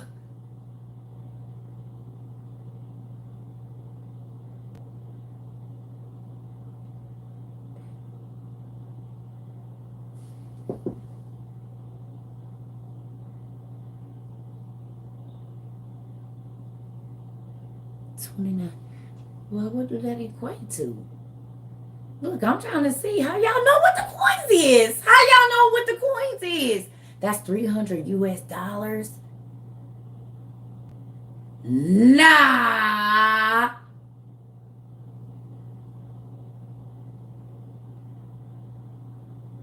Oh, y'all still don't believe Jesus paid you to learn? Thank you so much, whoever did that.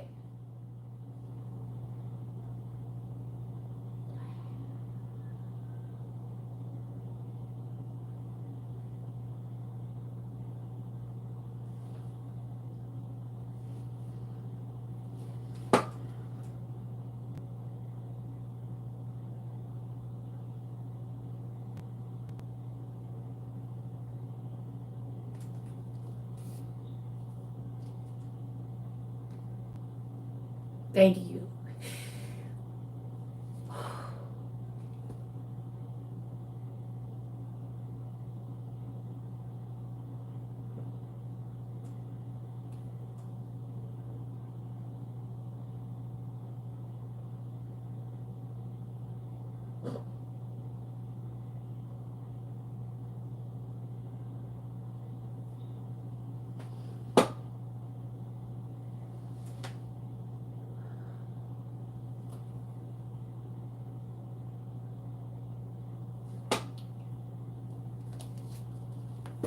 Thank you.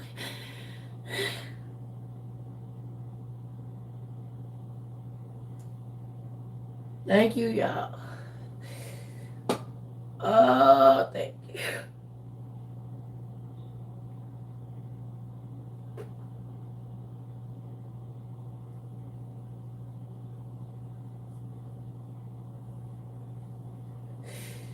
Thank you, y'all.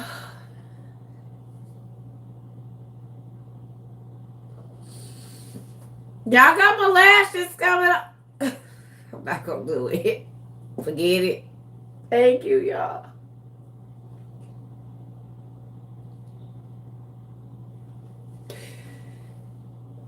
I'm gonna tell y'all why this means so much. All of this, I'm so grateful for y'all. Listen, people used to say, God ain't telling you to do what you're doing. And God used to say, I'm gonna take care of you. I promise I am. Just keep learning.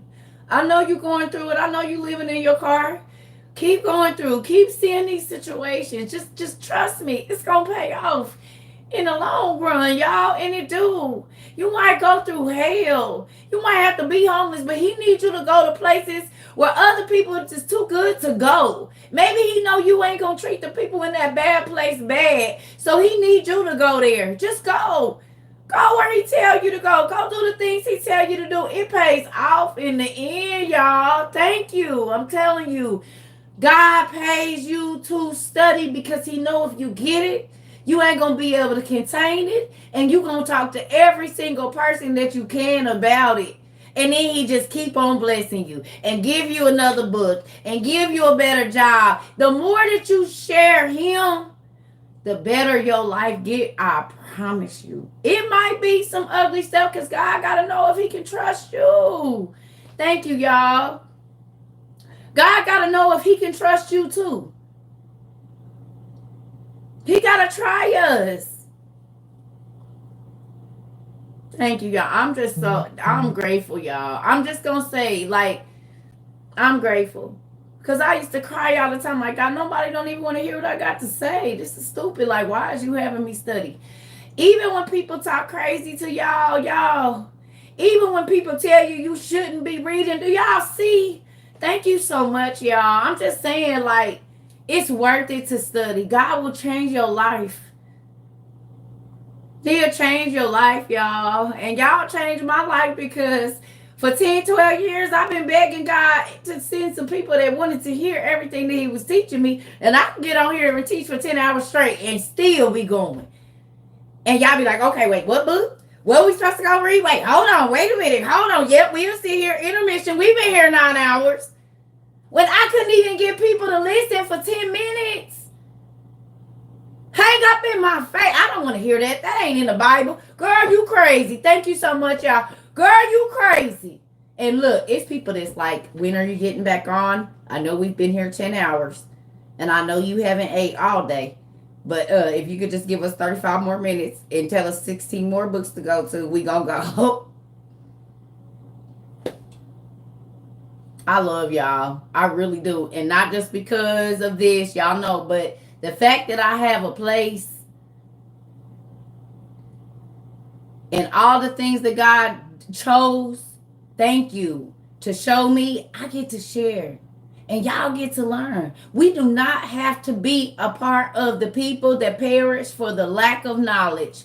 We want understanding. And if we got to look in every race of people, in every language, in every archaeological, paleontological, whatever, genealogical, genetics, whatever to find it, we gonna get it. We ain't about to be the people that don't have the knowledge. God, you said it was giants. Thank you, Jesus. Thank you, y'all. We gonna look up every book that we can. You said it was people that had 6 fingers. And thank you, y'all. And we about to figure that out.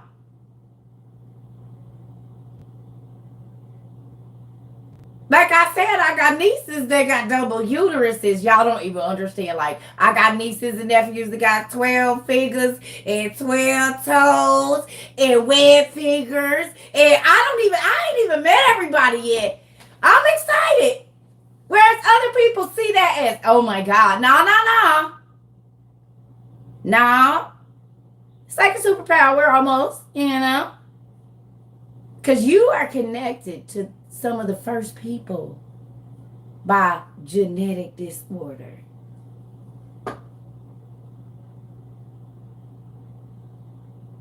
We can go and read about ancestors. Y'all want to talk about ancestors? We can go and read about these people and see where they lived and what the character traits of their bodies were and all of these things, and then go study in our modern day science and see it.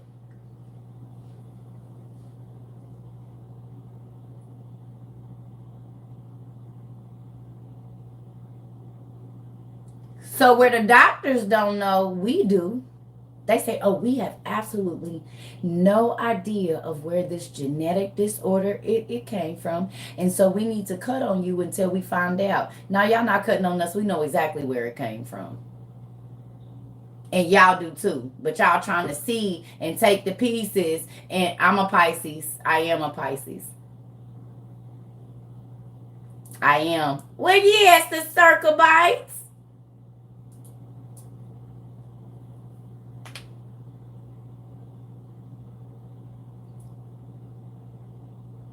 Think about that. The doctors keep lying and saying they don't know where the genetic disorders come from. In 1 month, y'all knew where they came from. You've been here a week. And I know we just studied a mythological God and found out where the genetic disorder is. Don't let them lie to you no more.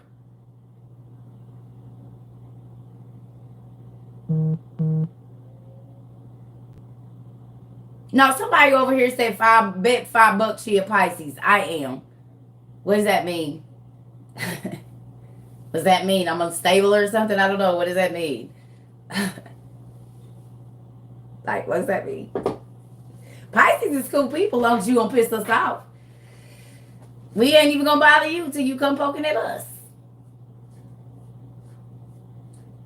Y'all know the only time somebody knock on my door is if it's food, I'm waiting on the package, or the kids to come take my trash out. Other than that, I'm in this bad boy all by myself all day for the most part. So I don't go poking nobody. I don't bother nobody. I'll be in this house. I done been on the phone with y'all. I mean, I've been here all day. Except for 30 minutes. And then I just went outside and got some air. And came right back.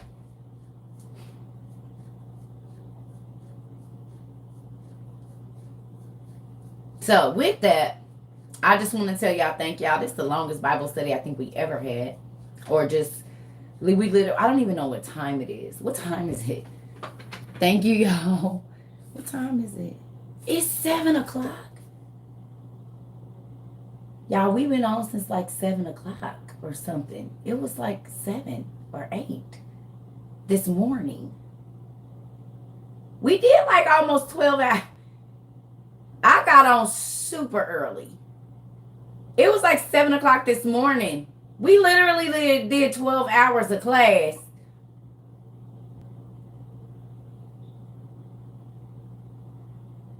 I did not even know it was 7 o'clock.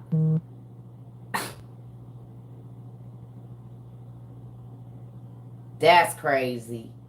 We basically been on. That's why they kept starting us over. Thank you. We done been on here 12 hours.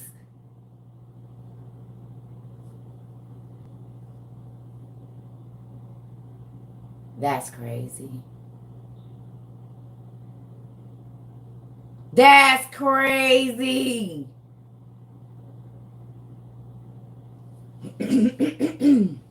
And y'all wonder why I be having so many drinks. 12 hours, y'all. We've been learning all day. That's crazy.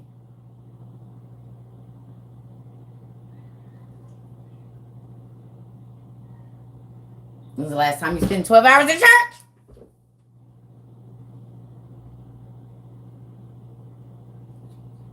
When was the last time you spent 12 hours in church awake?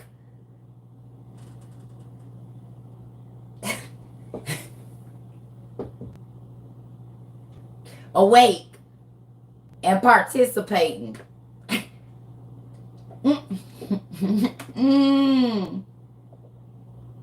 Thank you. What you say today? Today. Y'all pastors would be mad at y'all to know that y'all went to a 12-hour Bible study. Y'all really be cheating on y'all churches. I guess if I'm going to be the other woman, I might as well be the other woman for the Lord.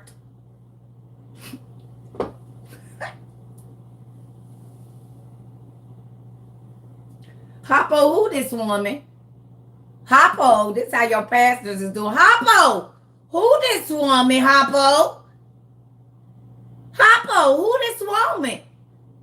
They outside, look, they inside there looking outside, y'all. We used to be on the outside like, can we get in the church like Shook? Y'all, we used to be like Shook, but now they, y'all remember how she walked down and the folks was walking in behind? I be shook. I be shook, Daddy. Why you don't? Daddy. I'll stop. I'm done. I'm leaving. Well, she wasn't accepted there. Because she brought everybody else with her. She brought the heathens with her from the club. That's what I'm doing. Oh, I feel the power of God, y'all. Now, I ain't even gonna lie. I felt it that time. All the hair on my body just stood up. Oh, she brought the heathens. They was...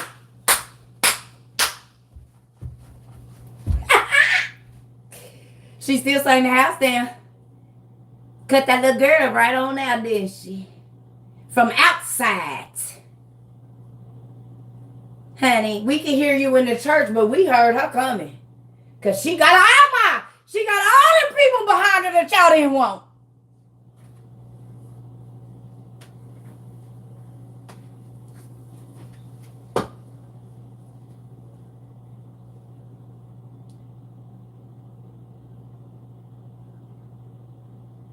Didn't they follow her from the club to the church? They followed her from the juke joint to the church, didn't they?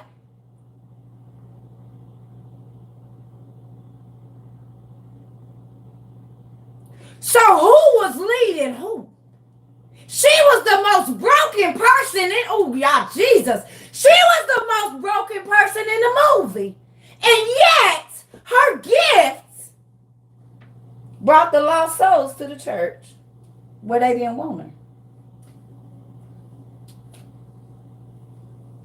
She was the one that was willing to go into the places because she knew the word. It was already in her. Her daddy was a pastor.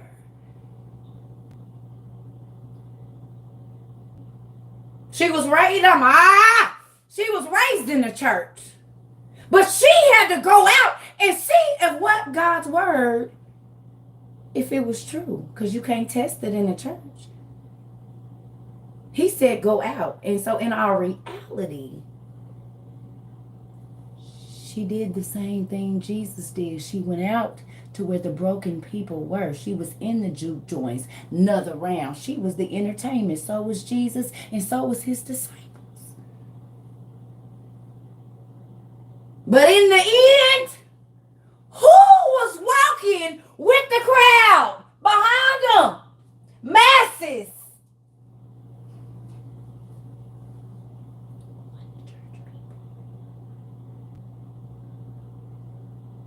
They wouldn't even let her in. She wasn't welcome there. The church people walked past her and turned their nose up at her, remember? But the people were standing behind her, though, wasn't they? How My Name Is Suge gave her number 2. Had babies that are wedlocked by different men. Was raised in the church and would go to the church doors and they would lock them. And I was a child. I was young, but I couldn't get in. But guess what? I'm coming back with 350,000 strong now. I got the masses behind me now. All the rest of the broken people that couldn't come in y'all churches, we ain't dealing with church hurt over here.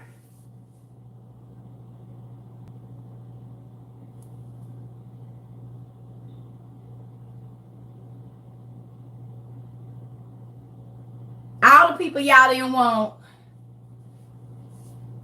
The drug addicts, the people in same-sex marriages, all the whores, the single baby mamas with 17 kids, the man that's been to prison 17 times. We got all them people over here. And what's crazy is they want to hear about God. They've been in church, Bible study, whatever you want to call it, for 12 hours. You can't tell me they don't want to hear it. Maybe they just see your judgmental attitude, so then they just they can't receive it from you. Because you don't address their hurt first. You automatically start addressing what you don't think you like about them instead of asking them why they the way that they are. So that God can get in and do what he needs to do. You add more injury. I don't say nothing. Do what you gonna do, but this is what God say about it. Now, what I think, I don't care. It don't bother me. You do what you want to. But God is who you need to be worried about.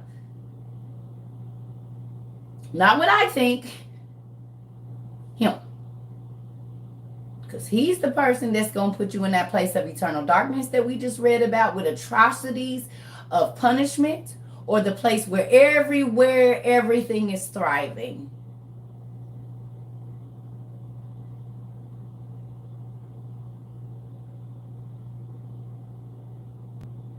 I'm just here to be the messenger. That is all. I'm taking y'all where the books is. I'm taking y'all where the information is, and God is going to speak individually to each one of you. This is not a group thing. Your individual relationship with God and Jesus is on you, and how far it goes and how close it gets depends on how much You spend time with him. I can't tell you about your relationship with God, because can't nobody tell me about my relationship with my man, baby. Because whether he bang your back out or not, the way he bang mine out ain't the same. I guarantee you. What y'all do, we don't do, and what we do, y'all don't. So don't try to check me about nothing about what's mine, because the only reason you with him is because I let you have him. He probably be getting on my nerves if we gonna talk about it. I'm just saying, that's how I be looking at stuff. Like, the only reason you get to serve the devil is because God allows it.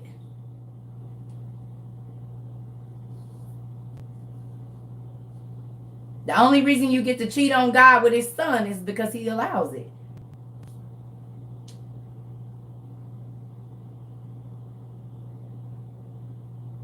Because in our reality, you commit adultery. Because he's supposed to be your one and true love. So when you give yourself to other gods and other idols, you cheating.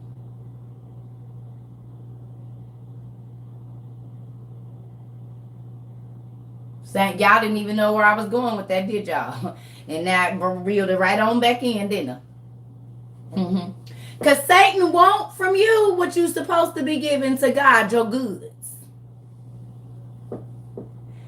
And he don't care about being a sneaky link. He don't care about you saying you worship God when you secretly sneak and worship him in other areas, like talking to rocks. He's okay with being a sneaky link, because at the end he gonna bust you out. They always do.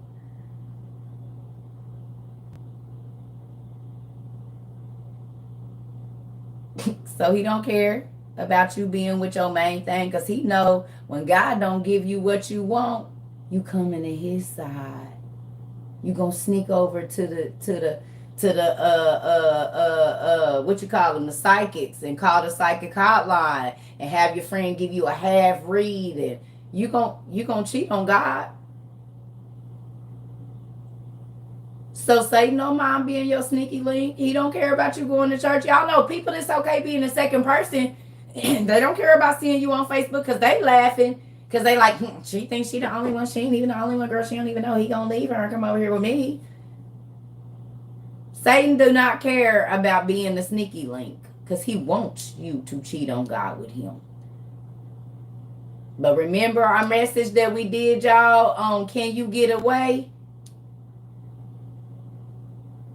And it turned into, can you get away? Because you trapped now. First it was, can you get away? And now you trapped down and shackled, and now you can't get away from this crazy muck. Same sentence. Different connotation, like different text, different. They ask you, can you get away? And then you're trapped with them. And now folks are saying, dang, you can't get away from them. They done ruined your life like that. Oh, the sneaky link did. Put it all on Facebook that she pregnant, that this is where y'all was at, and that's where y'all. Oh. Remember, she said she was going to keep it a secret. She said, as long as you come over here and give me what I want, I'll keep quiet. Lies. They get that from Lucifer. Because as soon as Lucifer don't get what you want, Hollywood, they expose you. It's okay as long as you're doing what we want you to do. But the minute that you get out of line, we're going to let the world know who you really are behind closed doors.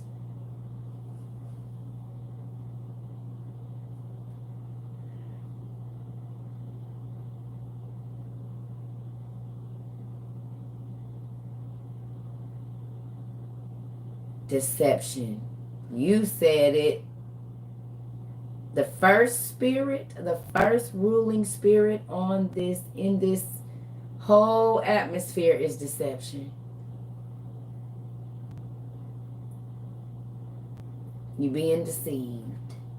We've been deceived. We've been told that myths are not real and the other stuff was real, and we're finding out what? It's the opposite.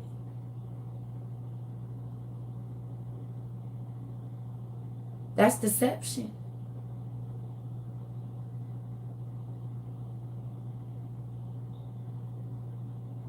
Don't read outside of the 66. Deception.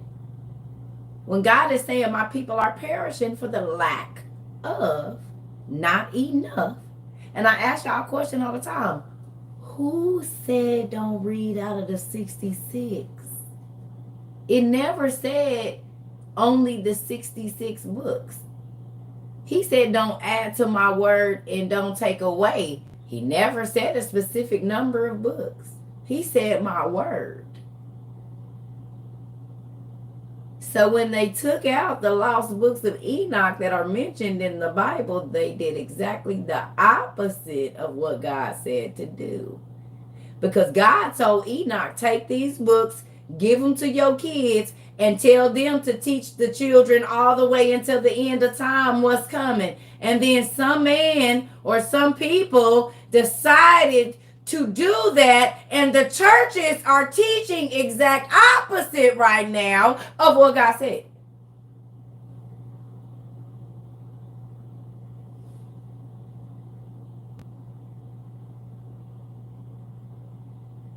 That's crazy.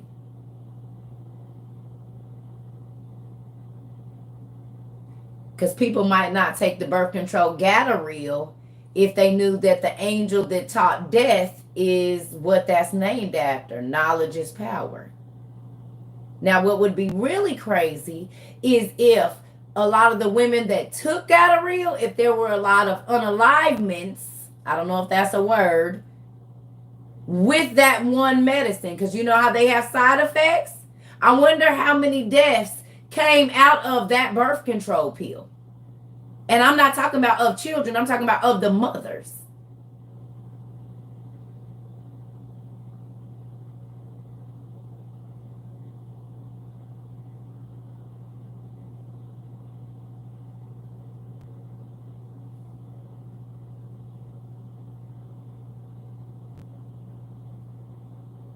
Maybe we'll do a study and see.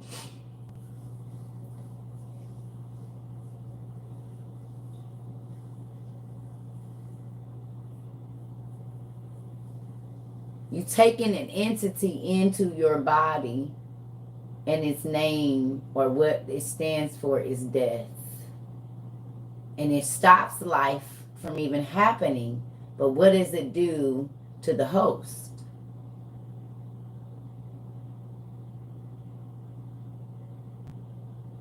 What are the side effects of Gadarrheel?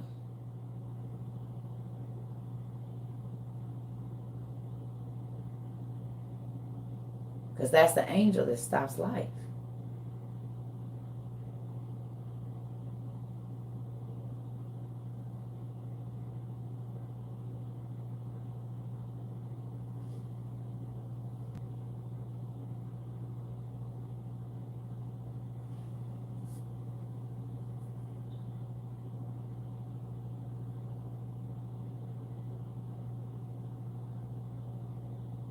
We got to think. This is why I say y'all, words is power. Don't just be saying stuff.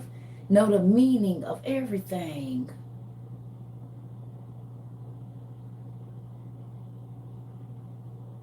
Gadarrheel is the angel that taught all blows of death. And now we have a medicine in 22. Whenever it came, I don't know, because my tooth's been taught forever. And it stops life.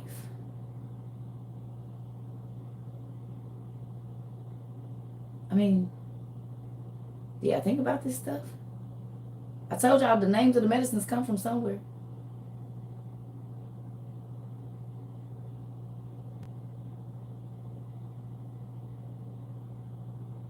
Preventing conception is stopping life from happening.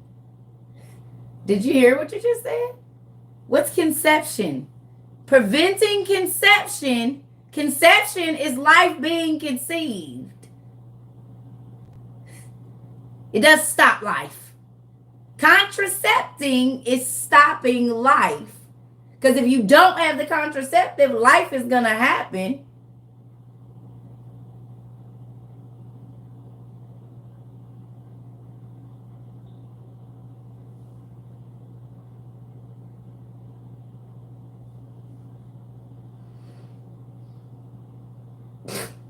Amen. And this is why I'm telling y'all to read. and look up and study for yourself.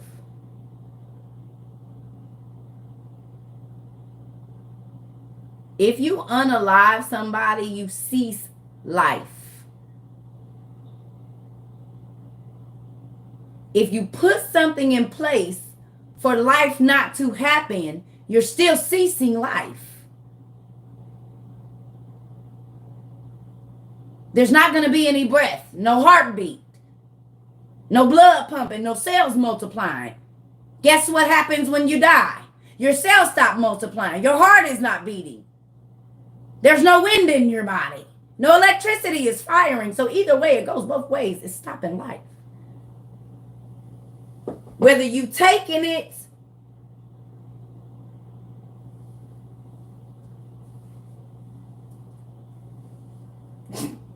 listen, I'm not here to convince you. If you don't agree, swipe, don't type.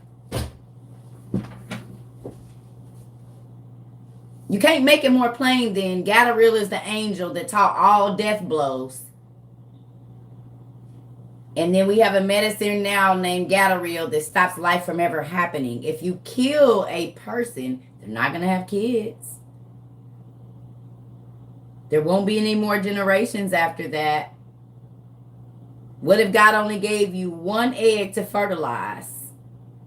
And Gadariel, your contraceptive, stops that one egg that you, because you don't know how many kids, it don't matter how many eggs you got in your uterus, you don't know how many eggs God is giving you that are going to fertilize. So if Gadariel is there at the time of contraception for your one child that you are supposed to get, guess what you don't get? Because God is going to bring the person to earth that he needs to be here, not you.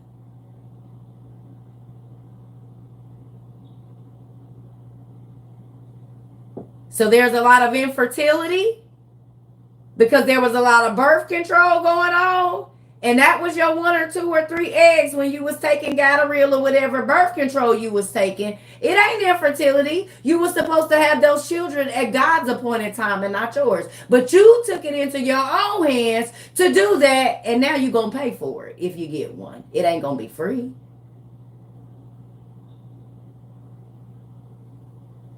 And a lot of birth control causes people to be sterile for the rest of their life.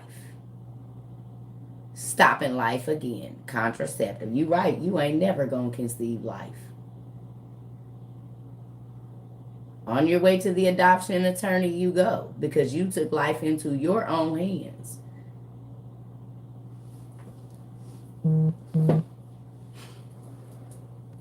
Look at it like that. I ain't trying to tell nobody what to do with your body. You do what you want to. But when you realize that the fallen angels' names is on all the birth control, you'll wonder why they pushing it so hard. Because God killed their kids, remember?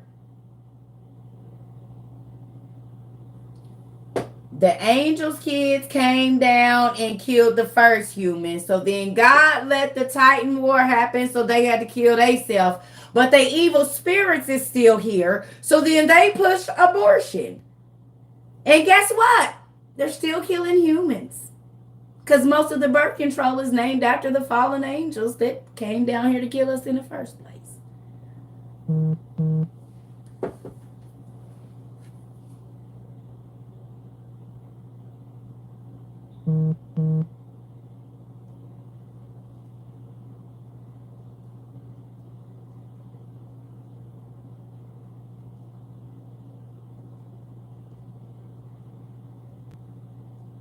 So inadvertently through the medical community, they still doing what they set out to do. Because every baby that is not conceived under the Gadariel conception pill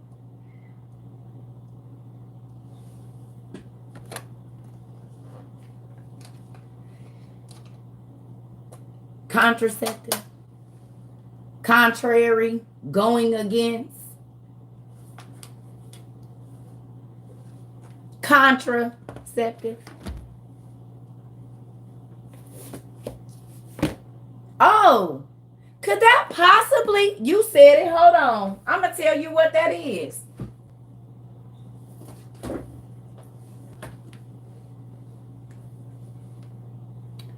The Watchers, the Nephilim, and the biblical cosmic war for the seed.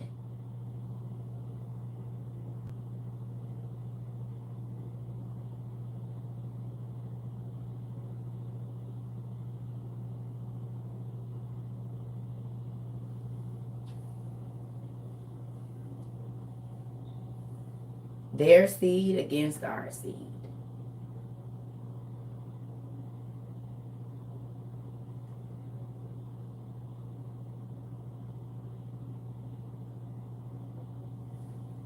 Still don't believe that the fallen angels have anything to do with God's seed being taken away or not happening. So funny that all the contraceptives are named after demons, fallen angels, whose kids came to eat and take all of our things.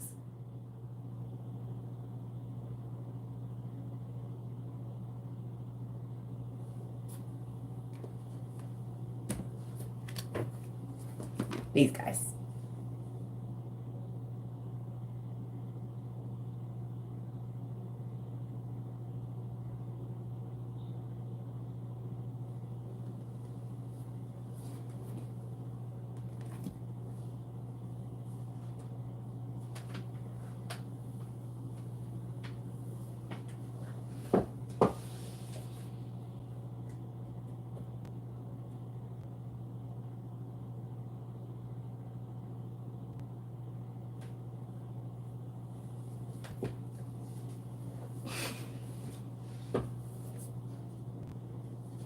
I'm about to go. I love y'all. I'm about to go eat for real. I ain't ate all day. I had 3 bites of some yogurt and it's still sitting in there, so I'm gonna eat something. So I'm not trying to tell nobody don't have an abortion, do have an abortion, don't take birth control. I'm not telling you nothing. I'm just saying you might want to understand where everything come from. Because if you don't believe me, birth control came. You can read it in Jasher chapter 4 where birth control came. It's either Jasher chapter 4 or Jasher chapter 9. It said that the men wanted the women to look like they didn't have babies, so they gave them a drink that rendered them barren so that their bodies could stay like the BBL bodies. Birth control started in Jasher 4 or Jasher 9. You can read about it. The women, it said they gave them a drink and they drunk it and it made them barren because they didn't want, they abhorred or they were disgusted by women that had their bodies that had children. Oh, that kind of sound like right now. Nobody want to look like they had kids. I don't care. Sure did. They got my war wounds. All of them. Y'all see them? Y'all see my war wounds? I definitely had children. This stomach was blue all the way out to here 4 different times. Sure was, and I ain't changing it for nobody. Now, I ain't knocking nobody. But once I read that birth control started because the men didn't want women that looked like they had children, and women started taking birth control so that they wouldn't have children to keep their bodies nice.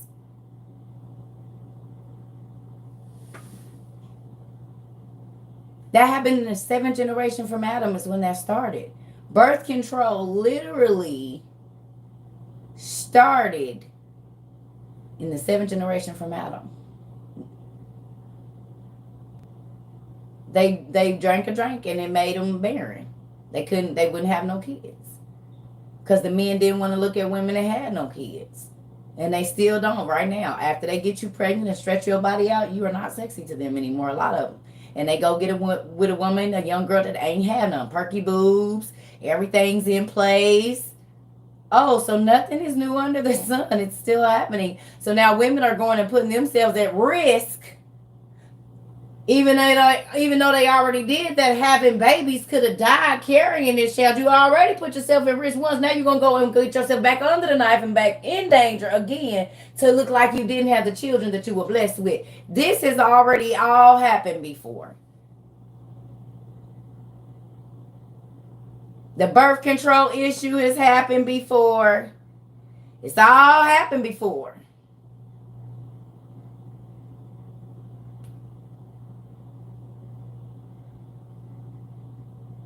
Don't believe me? Go read Jasher chapter 4. Jasher chapter. Just read 4 through 9. Thank you. 4 through 9. Just go read it. You'll see. This ain't none of this stuff new.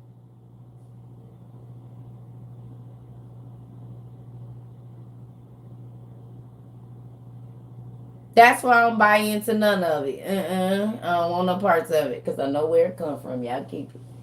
Nope. It's in Jasher.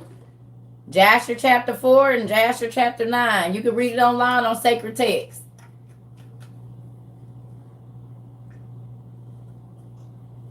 No, it's right around the Tower of Babel. Go to Sacred Text. Just Google Sacred Text, Jasher chapter 4, Jasher chapter 9, and you can read them.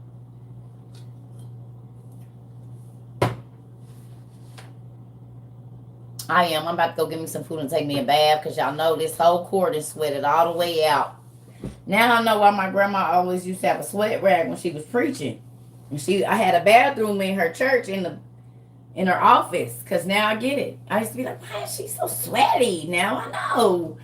Because I'll be a sweaty fool after we get out of here. Woo. All right, I love y'all.